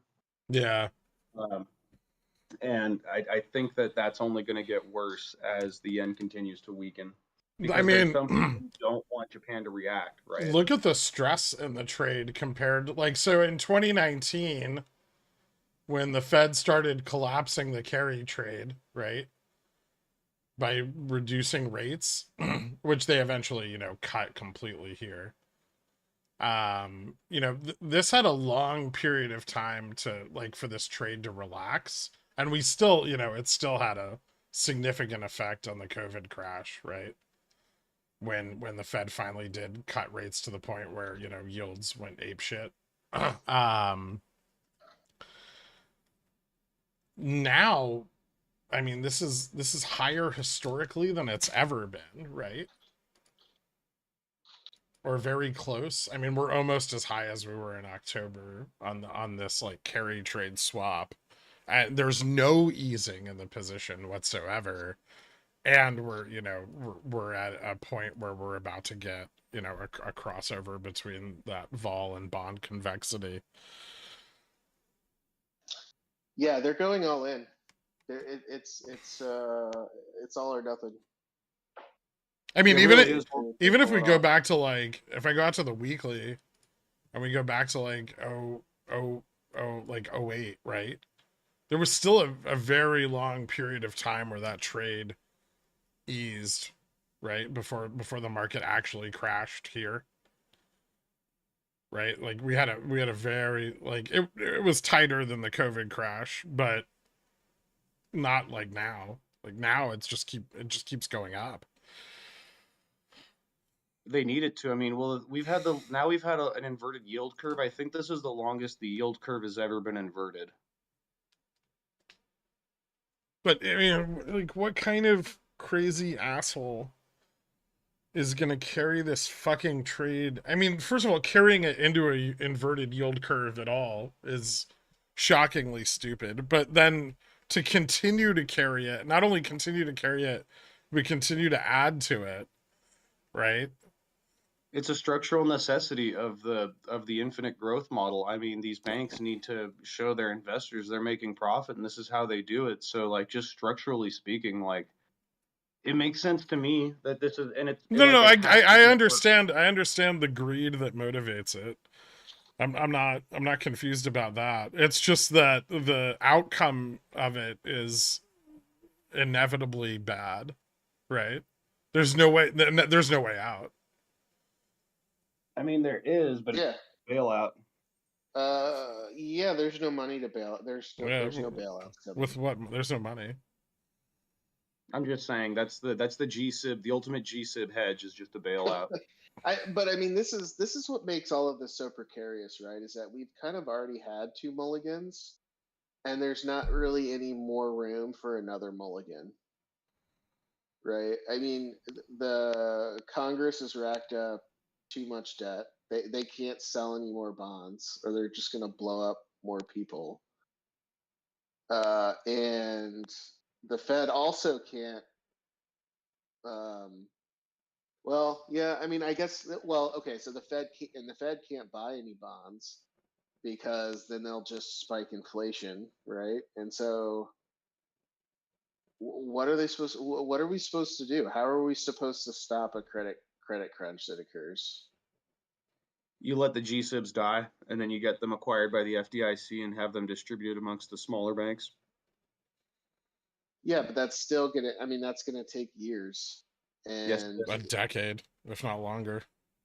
Yep. and that will be a depression while that is occurring, right? Yep. I mean, it will be Yeah. a complete reorg of the entire economic Financial system. plumbing. The financial plumbing is going to explode, and you're going to have to replumb everything. And we're gonna move from a period where houses cost too much to buy to a period where the only way you're buying a house is with cash.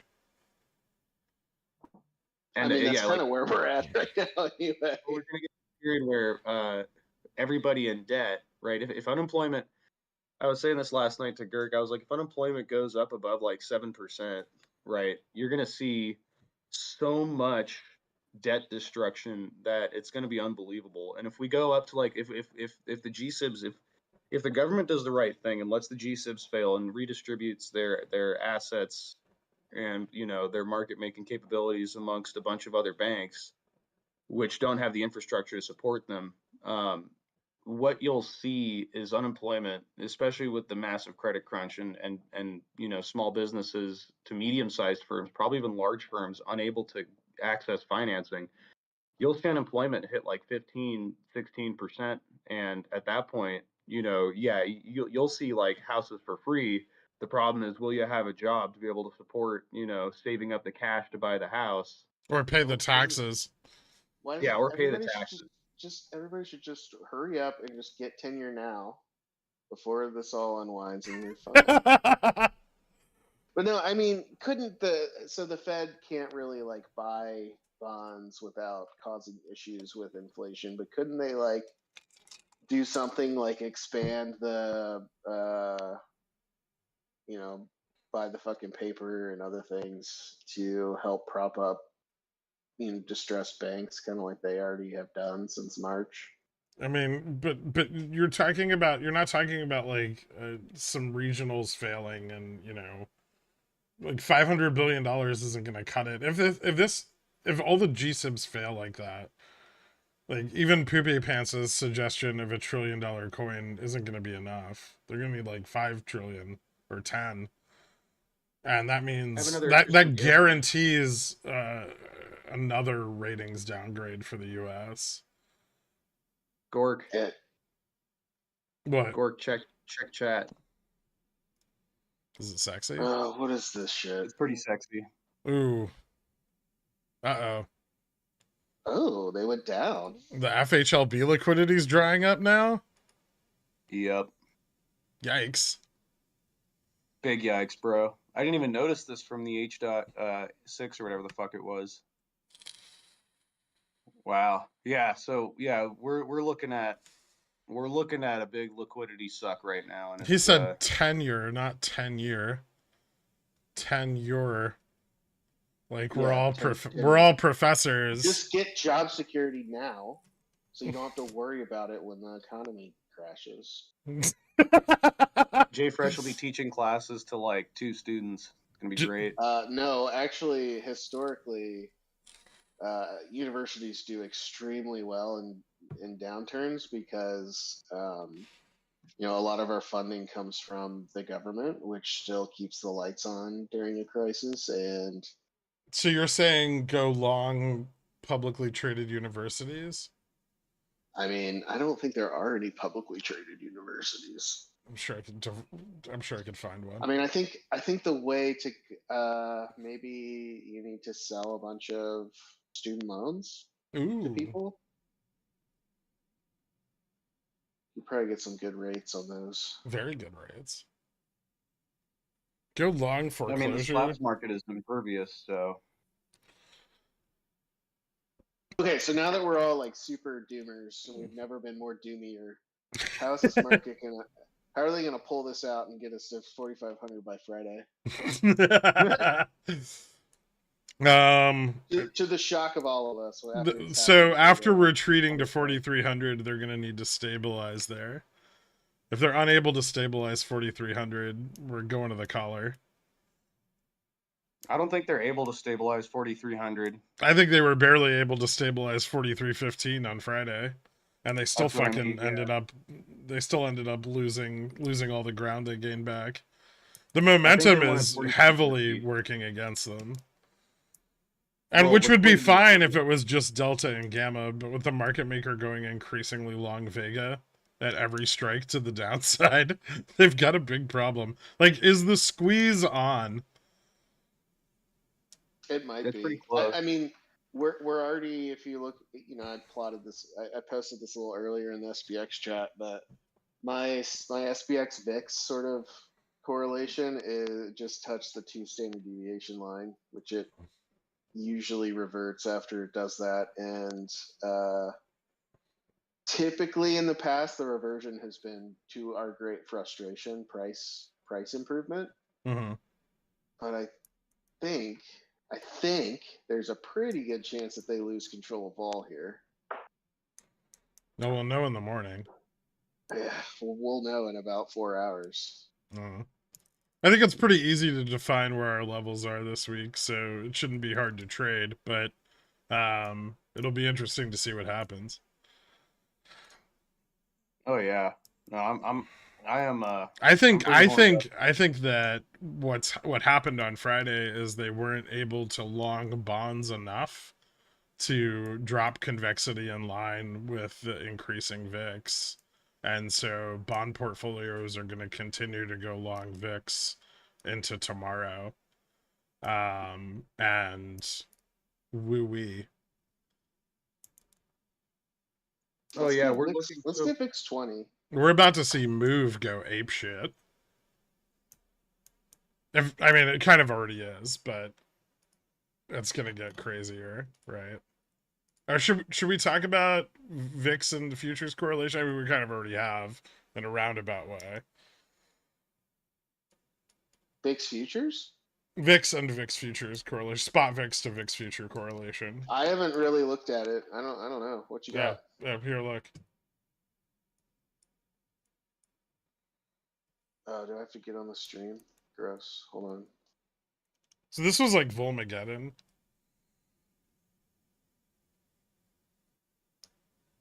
This was pre-COVID crash. This was end of 2021 before we started Hold into the on. bear market. I gotta get through all your ads so I can see what you're doing on the screen. Okay. I don't have ads.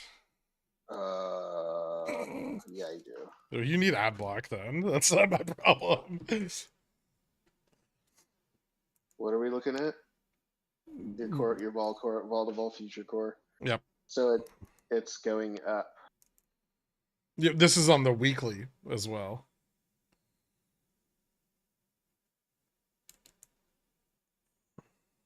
Up is good.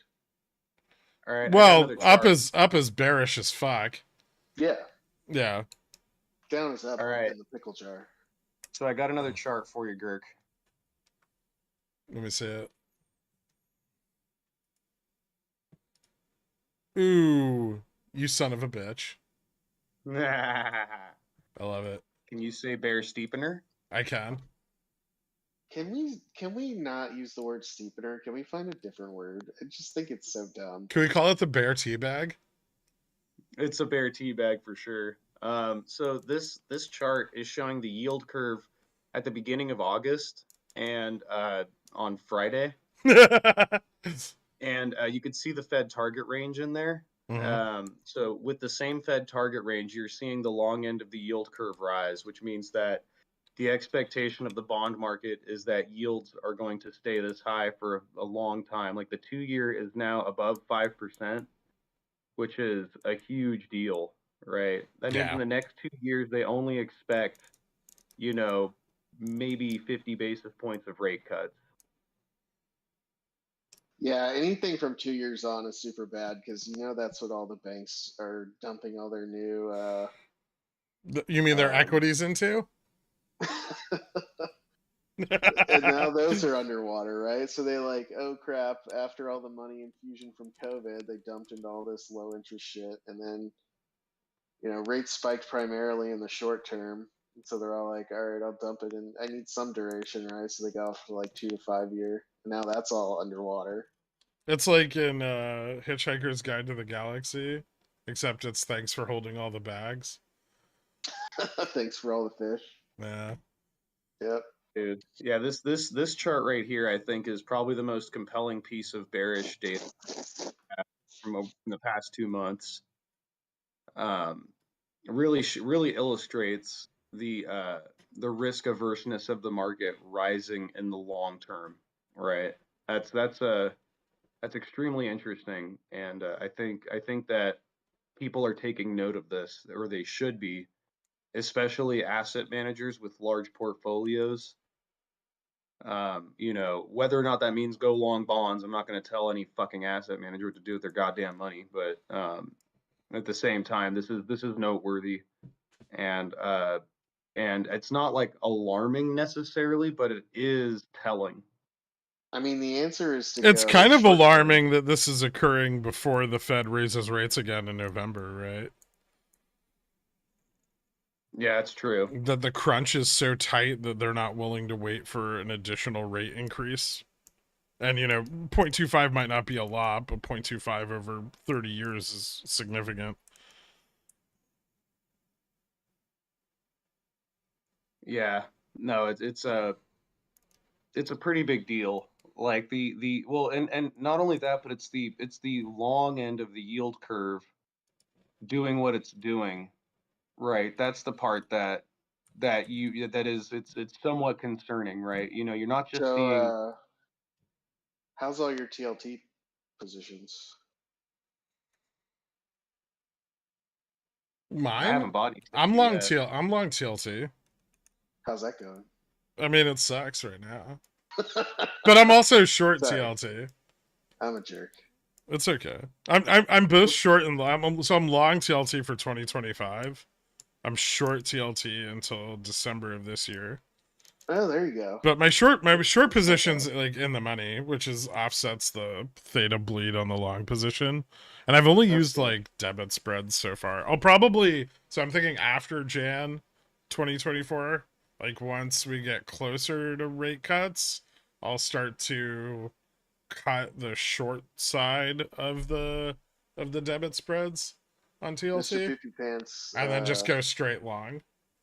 He's done it That's all. true. He's done it all wrong, and he's shorting like KRE instead of just the banks themselves. I'm angry at Poopy Pants right now. He knows better. Well, I mean, I think this graph just shows getting the short duration. 1 year and lower is pretty safe. So Which I is put essentially pretty close to a money market. Just hold cash. I Cash is put king. I put move on the chart for you, Dork, just so you can That's see that move ticked up this Ever so week. gingerly. Oh, well, it wasn't that gingerly, but yeah.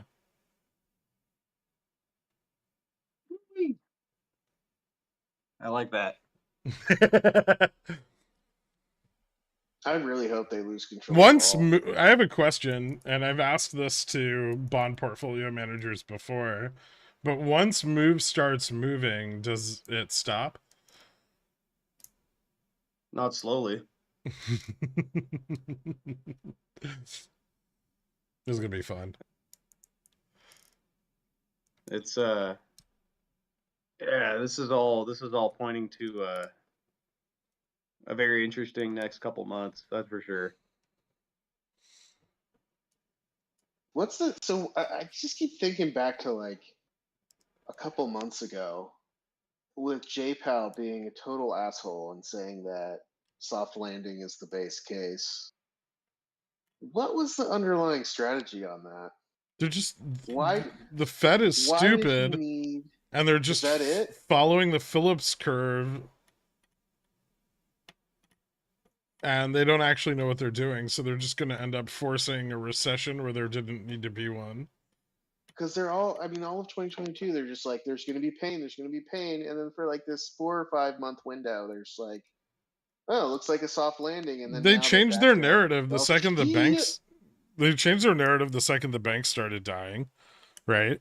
And then now that the banks are just going to die, they're back to the old pain narrative because they don't want to Well, look I like the mean, bad guys lying to everybody, right? You know, I will say that despite Mama Yelly's ridiculous assessment of the financial system, she is still sticking to her guns as everything starts to crumble around her. That's yeah, but we've seen GME holders do that for 2 years. Yeah. Is Mama Yelly on Super Stunk? She Is could she a be. mod? She might be. Oh shit. Maybe she's Yeah. just. Maybe she's also just Dr. Trimbath. So here's my theory. So we've got lizard people running international financial corporations, and we've got Susan Trimbath from Superstonk running the U.S. Treasury. Yes. This is a great stream. How do you think the DTCC got away with committing international securities fraud? God damn it. It's the best kind of securities fraud. Don't forget, guys, the BBBY shorts never closed. They're gonna when do they turn off the buy button on BBBYQ? This week, yeah. Okay, so they're probably, I'm assuming, I haven't looked, but I'm assuming they're holding on to a last minute filing by Ryan Cohen to buy out all of BBBY and recreate the business that has already sold off all its assets. So what happens to those shares when they shut it off? Do they just disappear? Yeah, they're actually destroyed. Nice. Yeah. I wonder what it looks like on a monthly statement. I mean, equity just gets wiped out by the bankruptcy proceedings. But like on your, like, if somebody's just holding BBBYQ shares and they just, how do you note on a monthly statement from your broker that they disappeared?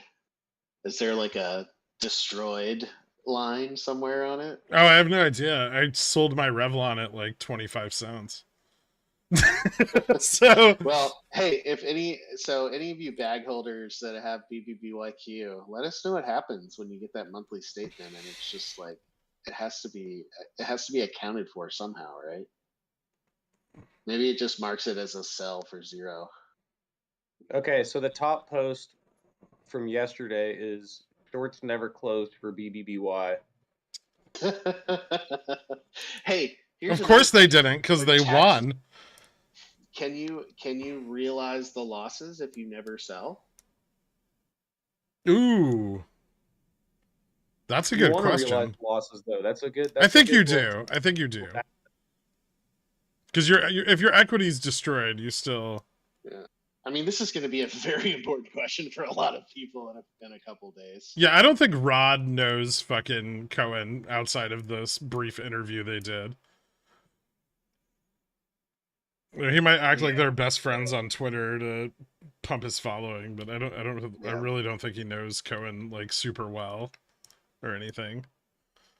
Yeah. Also, isn't like their number one DD they're doing right now Playboy? Which is also going out of business. Yeah.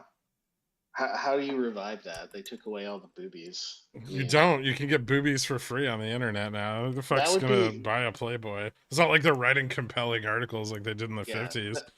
That's like when OnlyFans was like, "Oh, we're gonna ban adult content." I'm sure every single equity stake in OnlyFans was like, "I need to get out of this immediately."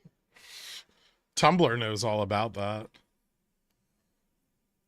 I mean, it would be like if Microsoft said they're not gonna allow adult searches on Bing, right? Microsoft. Well, it'd be like if Microsoft was like, "We're not gonna produce Office anymore." Office is now free, like freeware. all of these internet-based companies. It just amazes me how much of their business revenue depends on porn, and they never talk about it. Right? Here's what Bing is. Bing is the search engine for people that don't want Google history to show that they were looking up porn, so they use Bing. Isn't that what incognito mode is for? Yeah, but you don't want to risk it. It's easier to just use a different one, right? You don't want to mix it up. You don't want to shit where you eat. I see. I posted another chart in general chat. Stop posting charts. It's already bearish. All right, that's pretty awesome. I don't even understand it, but it's hilarious. It's not important that you understand it. It's important that you experience it. Who made this? Who do you think? Our resident spin. deep faker. I can't stop looking at it. I don't want it. I don't want to look at it anymore. Stop. Oh my god. Ooh, LSD has a good counterpoint to your Tuesday theory. It can't have been created last Tuesday because God rested on the 7th day, and I'm scheduled to stream tomorrow. Oh. Girk is God? Confirmed? I don't know.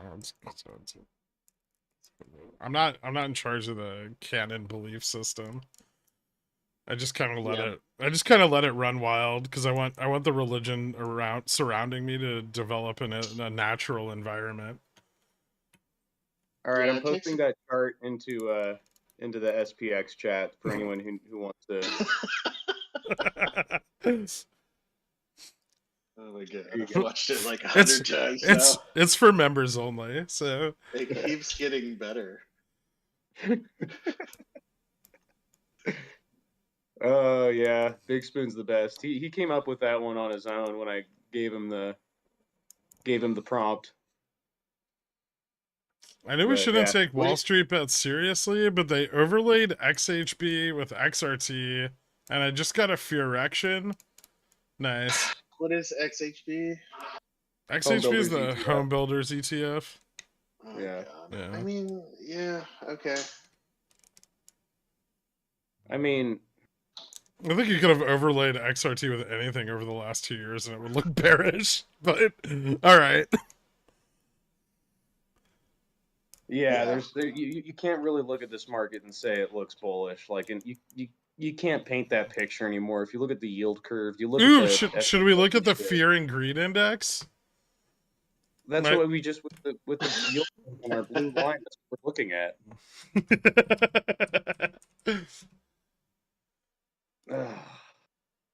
Yeah, things Are don't we Oh, look. seriously looking at? oh fuck, dork. Are we in fear? Are we in fear? Oh, dude, worse. It's worse than just Greed? fear. Fear neutral. Oh god. Oh my god. We're at fear neutral. What is fear neutral? Apparently, the S&P at its 125-day moving average. Yeah, we are neither fearful nor greedy. We are in the Goldilocks zone. No, we're in fear. We're in It's fear fear, and dude. greed. Look, fear Oh neutral. no, we're here. Holy crap. Yeah, fear neutral, not neutral neutral. Not even Oh, not shit. greed neutral. Fear neutral. Wow. Holy crap, you guys. It's Oh, happening. look, people are scared of breadth and put options. What? No way. Ooh. Oh my god, safe haven demand. Wait till people find out that Nvidia's not a safe haven. That's where we're gonna see junk bonds. There we go. Let's do it. yeah, junk bond yields rising almost to what is that? 1.8? This is the spread between junk Yeah, and investment yeah. grade, which is at like historic lows. That's such a weird fucking thing. Like that's Yeah, that I to still me- haven't quite figured out the dynamic there. All I know is Mr. Poopy Pants is buying all that shit too at like no yield, like very little yield benefit. I don't know why he's doing it. Because he's hoping people go long junk bonds. Because Well, he read, so the AAA because he read a news, he read like a Wall Street Journal article from the '80s, and he wants to own a sharkskin suit. I think he's hoping people sell the junk bonds, right? Is he going long the junk bonds or? Yeah, he's going long. Oh, okay.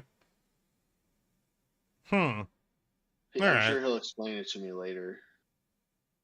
So the AAA effective yield is below the US 1 month Treasury yield.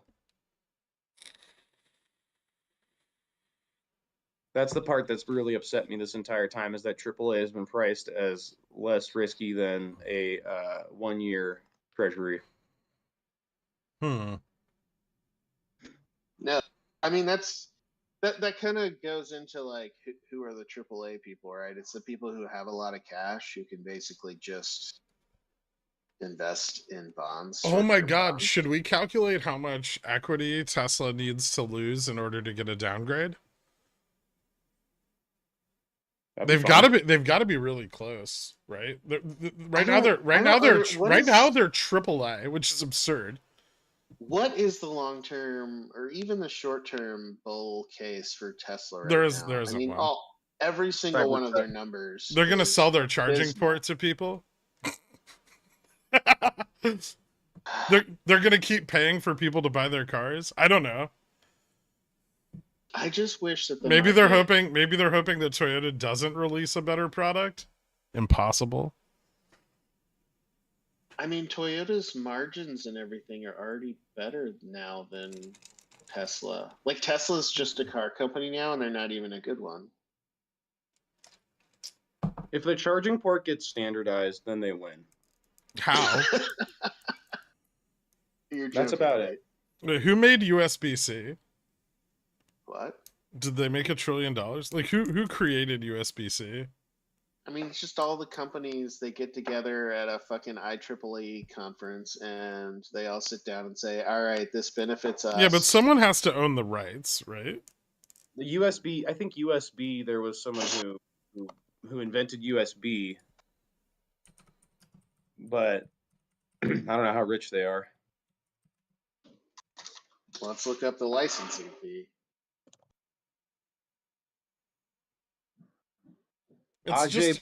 It's just owned by invented 700 USB. companies. Yeah, they all get together with the IEEE and they all come up with a standard. If you are a new USB product developer looking to get a vendor ID for your company, blah, blah, blah, blah, blah, the licensing fee is $3,500 for a 2-year term. This fee is waived for members of USB IF. Wait, this finfluencer on Twitter is saying that Apple invented the USB-C. They all invented all of them, right? Wait, but hold on. Apple's going to receive licensing fees for their So, Ajay Bhatt's net worth is only $5 million. And he was the inventor of USB. Okay, Okay. so How many people are really creating? I mean, the license is $3,500 for 2 years, and it's really just to put the USB logo on things. Like the standard is free. so that's what we can expect from Tesla into the future. Well, Yes. let's look up the licensing fee for Tesla charging port. Ooh.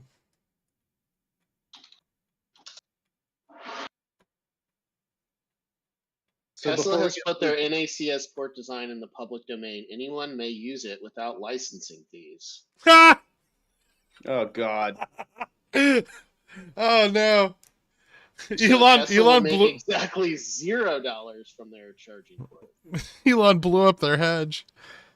Jesus Christ, they're fucked. Yeah, so it's literally just Cybertruck to the moon. That's the only bull I case. mean, but it took us 30 seconds to look this up. Yet it is an extreme bull case that has proliferated across the globe. Sounds like I should buy more Bulls are Tesla not known puts. for their smartness.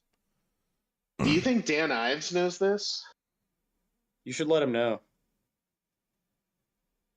Tag If there him. was any I person- don't want to have to listen to him talk about the Tesla growth story and Just tag him in a post that links to that article. I don't want to. He's just so dumb. And if you catch him in something, he just resays it again. Someone should tell Ford. Someone should tell Magnanimous. He's the only Tesla bull in here. Someone should tell Victor Kukin. Oh, poor Victor. Tesla dead? He asked me for 2 years if Tesla was dead.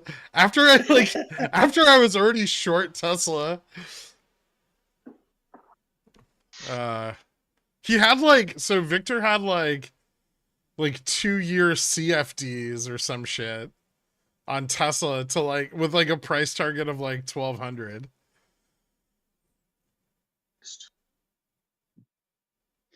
I mean, there's people on.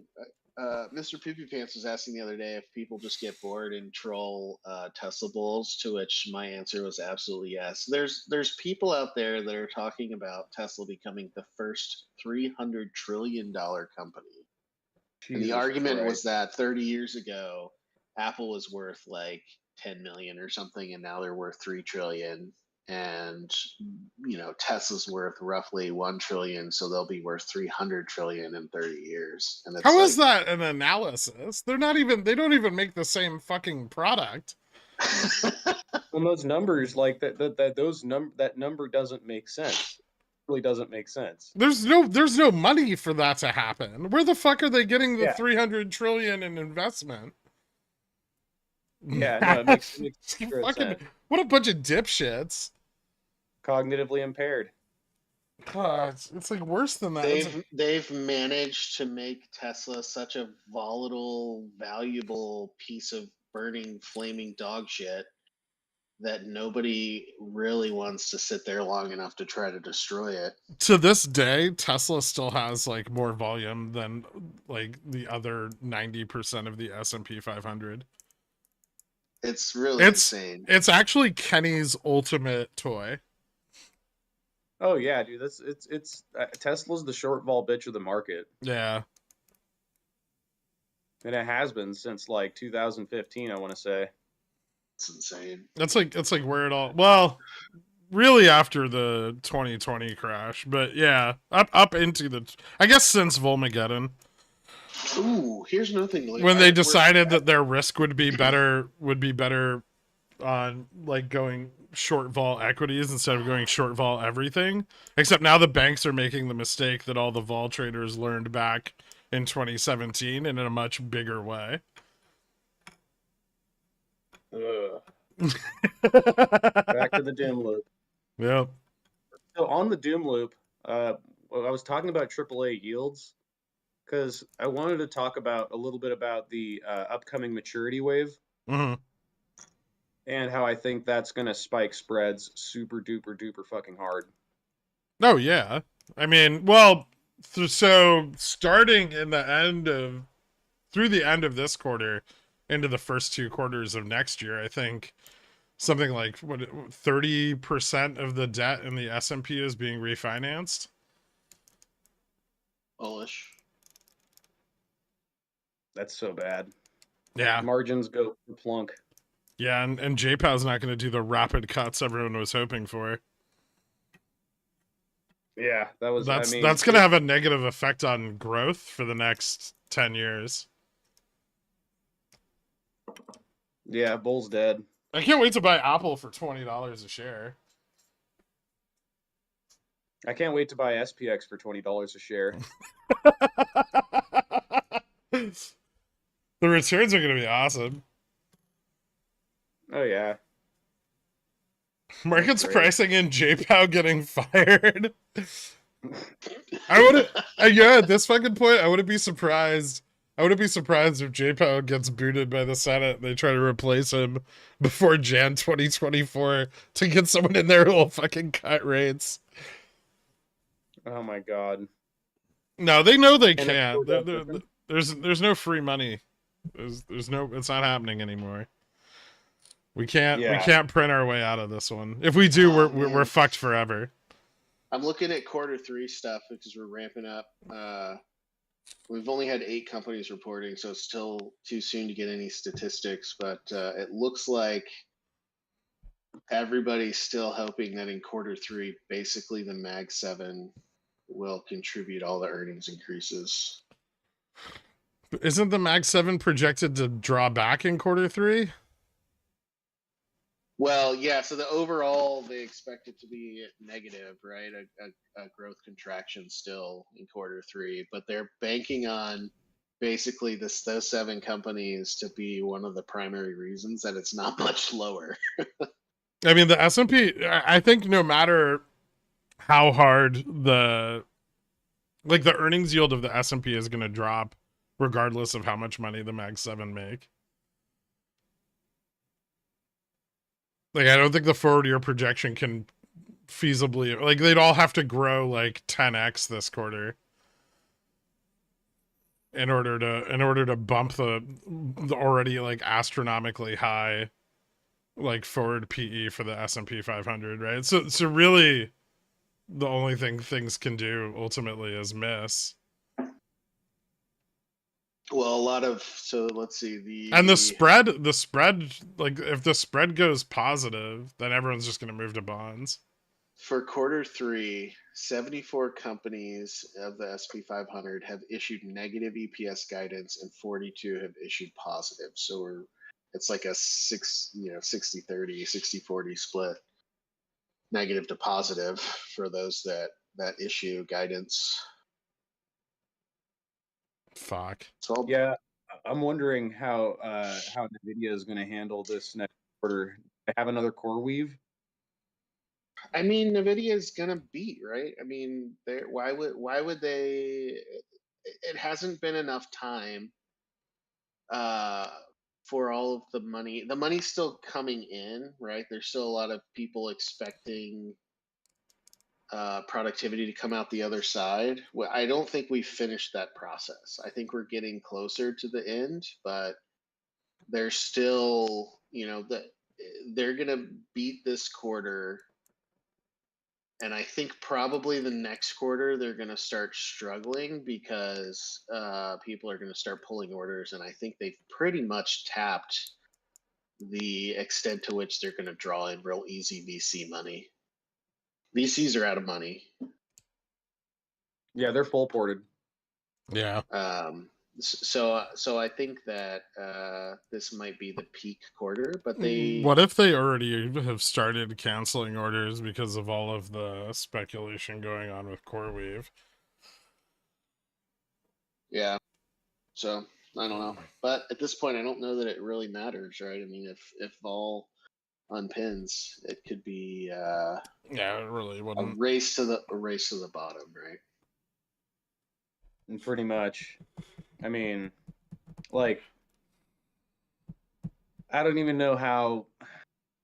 I don't even know how Mag 7s have done as good as they have. I mean, I guess it's because of their their revenue streams, but like, and the cost of financing, has still been so low for them. But I just don't see, especially if rates don't, go down considerably. I mean, even if there are rate cuts next year and we get down to like 5%, that's still way higher financing costs than they had for the past. That's provided they have that's provided they're AAA and have perfect credit, right?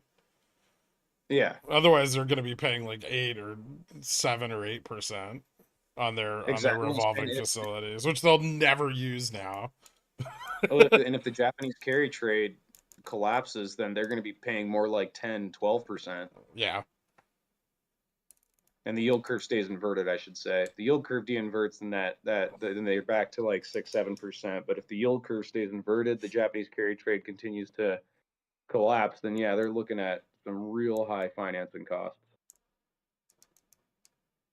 What if they've extended new credit lines to even more core weaves? I'm sure they have.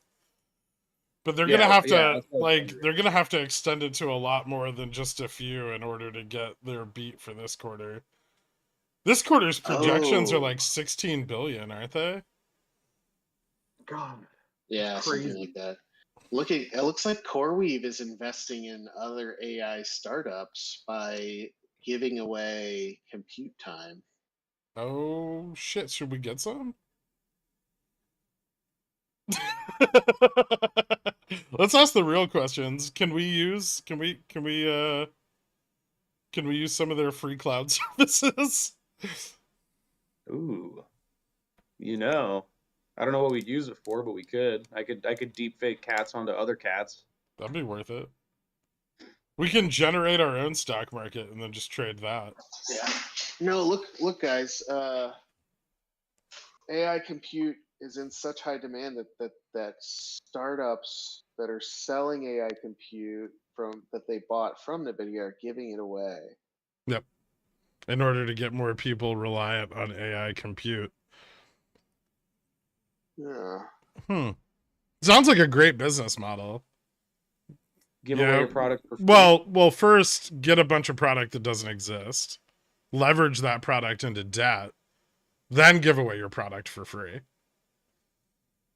It's almost like a business that was built to fail in the first place. Like if you knew a business was going to fail, but its only purpose in existing was to provide a brief realization of capital.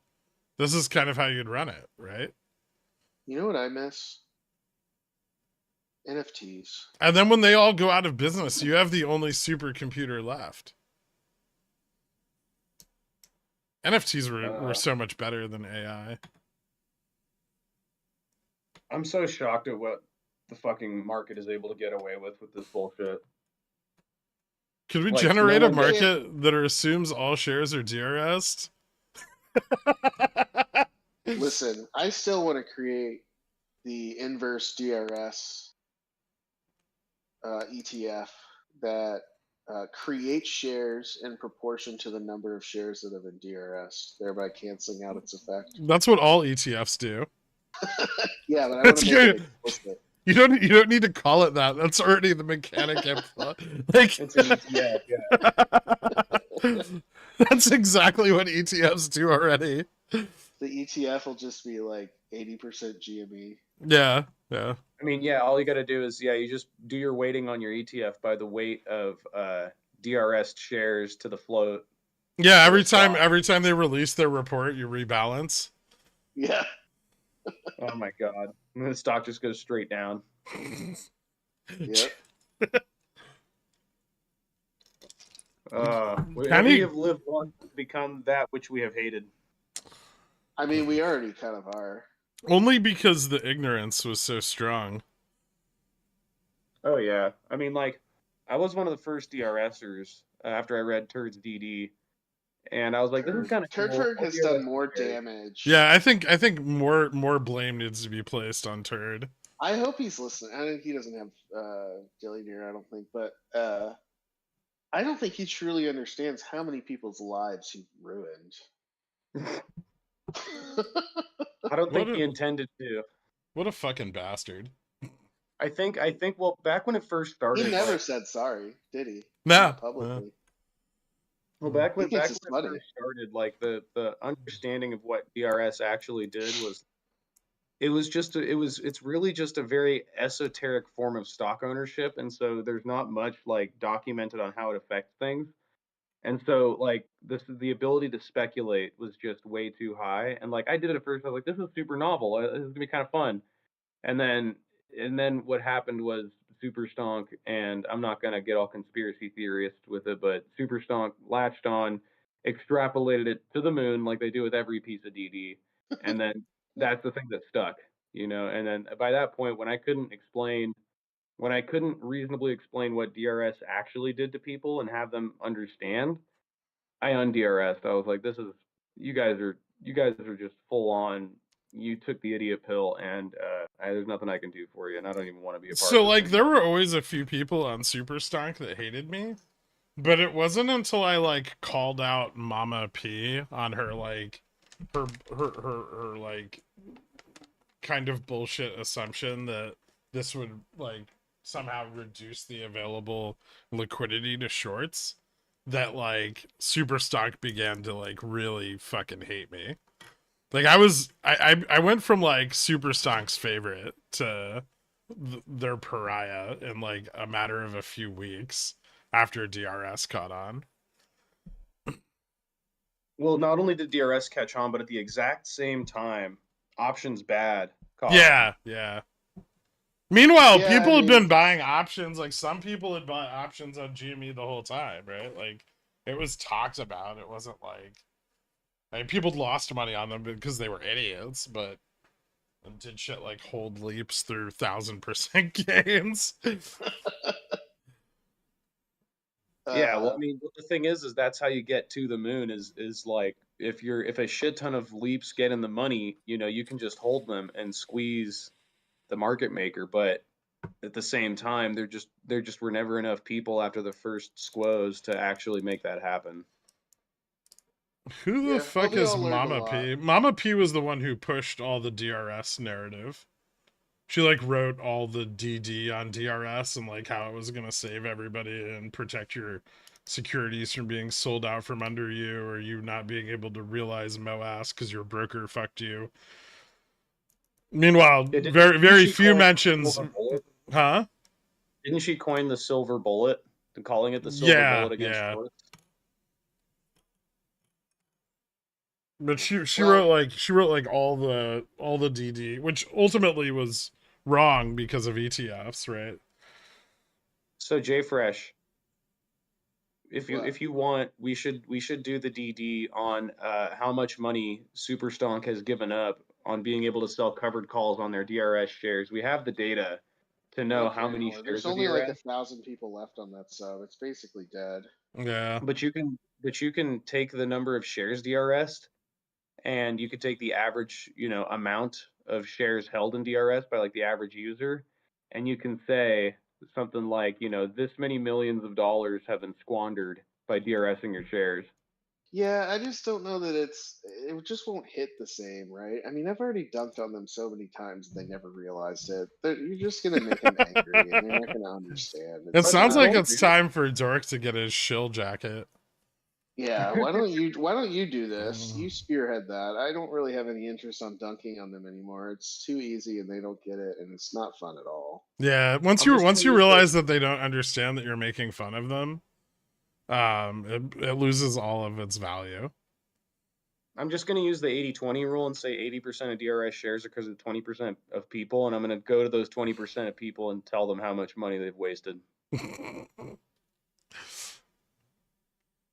It's easy enough to do. I could just say this many millions of shares of DRS. If 20% of people hold this, then if they've been selling covered calls for this amount of time, then they could have made this many tens of millions of dollars, and instead they decided to DRS it and not make any money, and in fact lose a bunch of money on their equity value. What's the next market pump going to be? Peace in Ukraine? Would that even pump the market? I feel like defense stocks would just lose their forward valuations. Yeah, Like the Dow will just get hammered. The thing is the inflation story gets a really big boost if there's peace in Ukraine. Why? It's not like Russia's just because there's peace in Ukraine doesn't mean Russia's going to give us some diesel this winter. No, but grain costs theoretically should go down. They're already mean- super low. All commodities are like pumping, aren't they? Maybe not grain, but Grain is, yeah. They're all Grain's going pumping. up. Yeah, they're all pumping a little bit. what's Yeah, going maybe on with not the orange necessarily juice? I don't really think like I mean, peace in the Ukraine would be awesome, but I don't think like financially it really resolves anything that's going on. No, If no, anything, doesn't- if anything, this would be the worst time for Ukraine to find peace, because then they go into like rebuilding and there's no fucking money to deploy right now. Yeah. And so, that would mean that they'll become like a failed state like the rest of the Eastern Bloc. Yep. At the same time, I mean, honestly, just peace in Ukraine would just be good for humanity, but at the same Yeah. time, I don't But see it material. I think it's actually bad for the future of Ukraine. Like I think Ukraine would be much better finding some peace in like 2026. I think it would be okay for Ukraine. I mean, the main reason why is that they're no longer having to, spend resources on defense, and they can instead focus on rebuilding. Even if they don't have a lot of financing to do it, at least they'll have stability in their country. Hmm. Like that alone is worth a lot. I mean, like the main reason why the U.S. is the ultimate superpower is because the last time we had instability was what, 1812. Yeah. So, But that's a huge deal. the financing rates to rebuild after the Civil War were significantly better. Yeah. So I don't know. I mean that's actually like a hard one to nail down. Like obviously, like from a humanitarian standpoint, the sooner war ends, the better. But from an economic standpoint, I think it's more advantageous for the war to end slightly in the future than it would be for it to end right now. Probably, but I wanted to say a fun thing for all the economists out there that think that money supply has nothing to do with inflation. The Civil War is an amazing lesson in the relationship between money supply and inflation. Just look what happened to the Confederate prices for Confederate states during the Civil War. Yeah. That's a beautiful, beautiful explanation right in front of your face of how money supply directly affects inflation. But I digress. You're not wrong. You're not wrong. Yeah, that's the secret DD, everybody. That the hedgies don't want you to know is that the money supply does actually affect inflation. I mean, The biggest difference is between that now super and then, shocking? the biggest difference between now and then, though, was back then the Confederate velocity of money was way higher than it is now. So inflation had a much more direct impact, or Yeah. money supply had a much more direct impact on inflation. Nowadays, the velocity of money just went pretty much to zero, and so it didn't impact inflation, but like as directly. But that's not to say that it's not impacting inflation. I mean, velocity of money is going up, right? It is, and that's a alarming trend, because it's not that velocity of money is going up because money is flowing into the economy, right? Yeah. That's velocity of money's going up because it's changing hands more often. Yeah. Right. And it's leaving the bottom 60% bank accounts and going into the top, I don't know, 10%. Oh my bank gosh, accounts. I was gonna do a deep Keynesian dive economists on- are idiots because Keynes was a fucking moron. I was gonna do a deep dive on where the money's been going for the last 30 years, and like 20 minutes in, just looking at how much money went to the top, I just got so angry I just didn't want to do it anymore. Those are the best DDs, Jay Fresh. That's like, what's the point though? Like at the end of the day, it would just be different visualizations of How fucked everything is. demonstrating just how much money goes to the top when it's created, All of and it. just yeah, all of it. Yeah. And then that just turns into like asset, like Tell the people they need to sharpen their guillotines. They already know though. I mean, Do they? don't they? No. I think that 99% of people just go through life and never think about any of these things. So here's there's actually a website, JFresh, that did the DD for us. It's called WTFhappened in 1971.com. It goes over a lot of this stuff. Between Is it updated for all the COVID stuff? Because the COVID numbers are so egregious that it makes it very hard to ignore. It's just This like doesn't actually $5 trillion created, and then like the top 10%'s wealth goes up by $5 trillion in 2 years. It's like what? So this website hasn't been updated since the pandemic is the one issue. But the issue that we're facing is not exactly like new necessarily. It's just been exacerbated. Yeah. I understand that, but yeah, it's just alarming to me.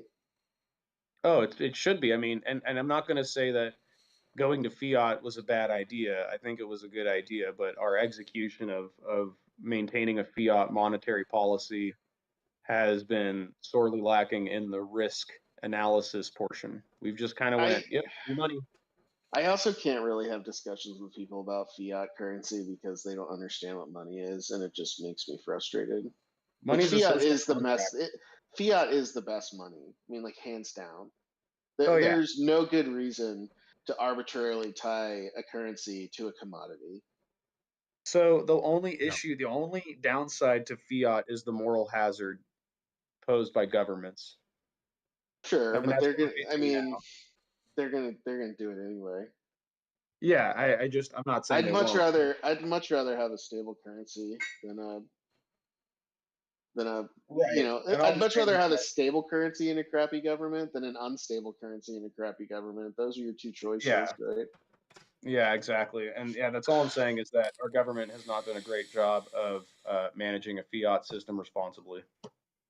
Like, people don't understand, like, and like Bitcoin being deflationary, people don't understand that that's like really bad for an economy.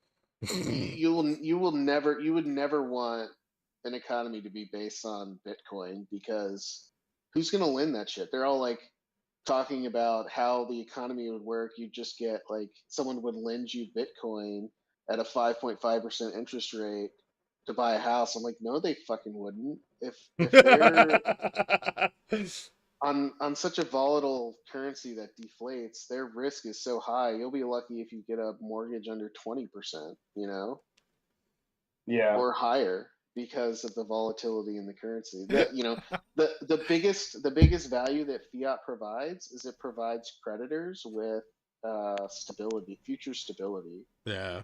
And so it allows them to give out more credit, which grows everything, right? So yeah. Anyway, but try to explain. We're also allowed to we're able to adapt fiat to, unexpected risk in financial markets, which is not something you can do with Bitcoin, right? It just stays the same no matter what.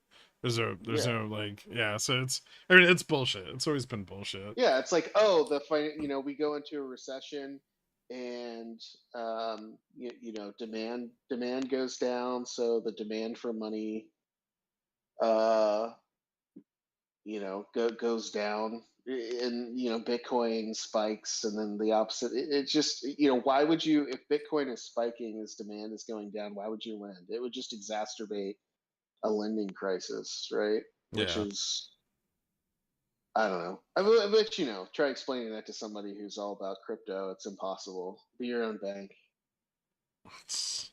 I mean, yeah, it's BYOB.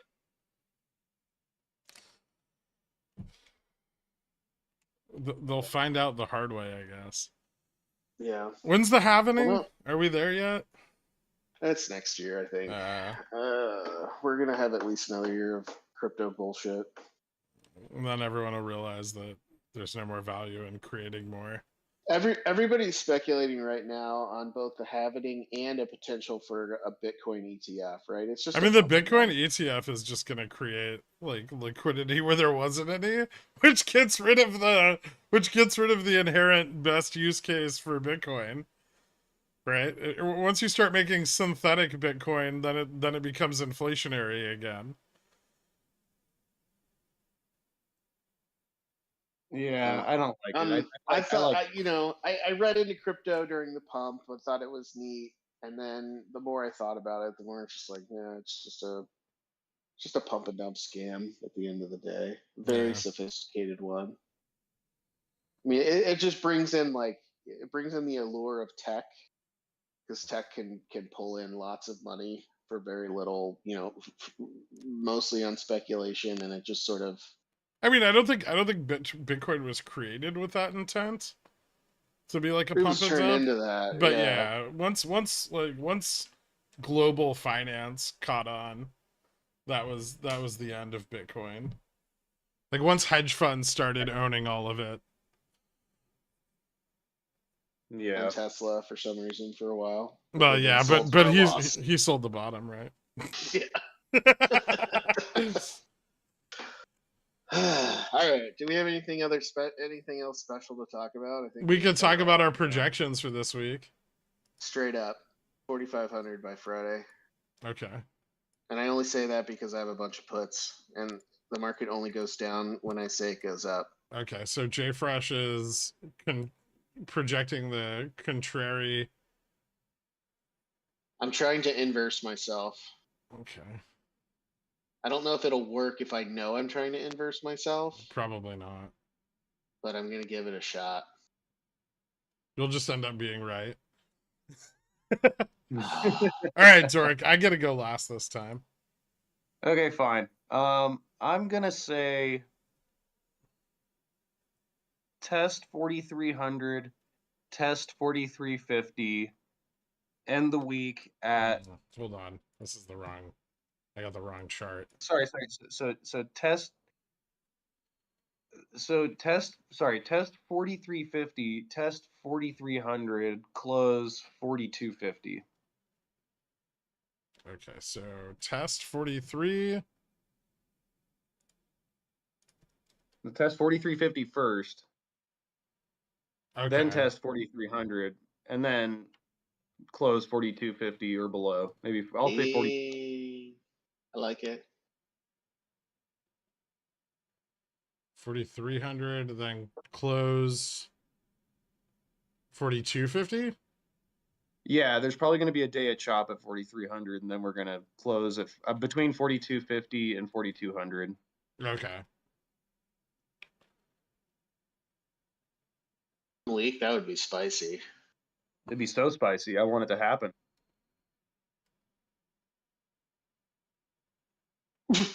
$250. Okay, there we go. That was last week. The straight down was last week. There we go. Okay. All right, let's see what you got. Let me see.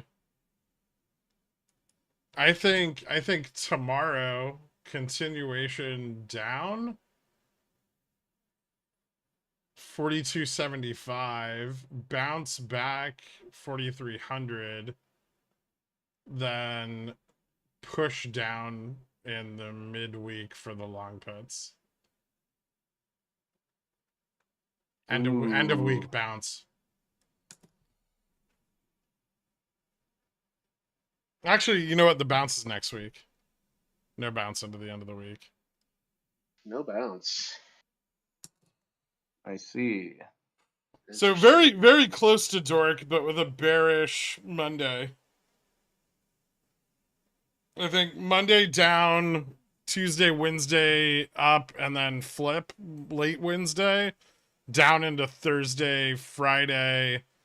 Friday, get as close to the long puts as we feasibly can, bounce the following Monday, and through SLD. I think if we cross the long puts this week, early in the week, like if tomorrow does the extreme momentum case, right, and we just go straight into the long puts tomorrow, we're gonna end this week at like 4,100. I'm here for it.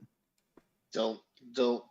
But then we're gonna bounce to like 43 before SLD. I'm not here for that.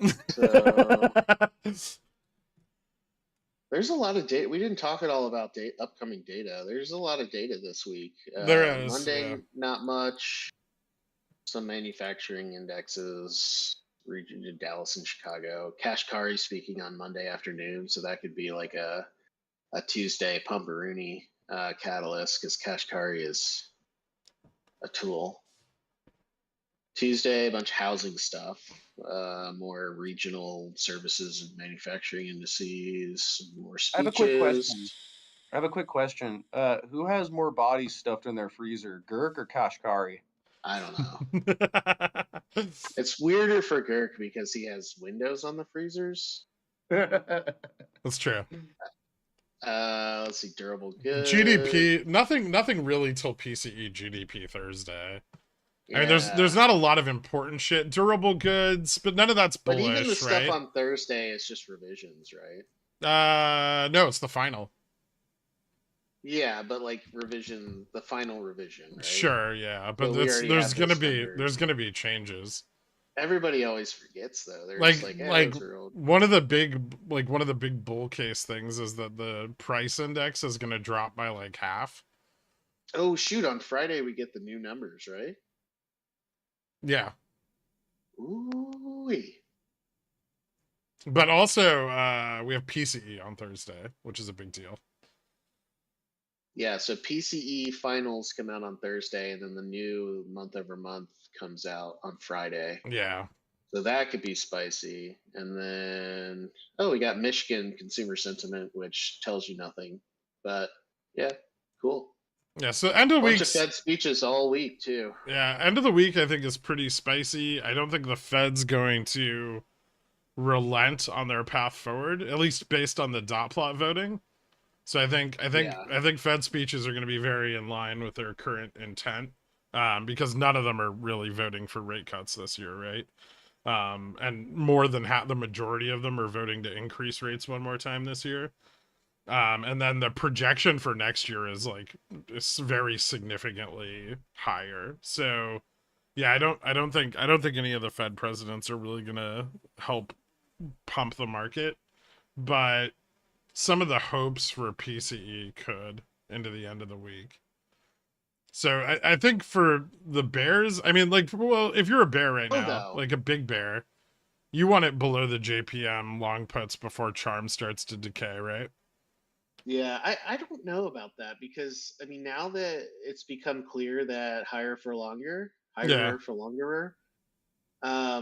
I mean PCE just kind of sucks either way because their dot plots and their projections, they had PCE pretty low anyway until like the end of 2024. So I think what they're kind of signaling is that we don't care if it goes down a lot. We're still going to hold rates higher.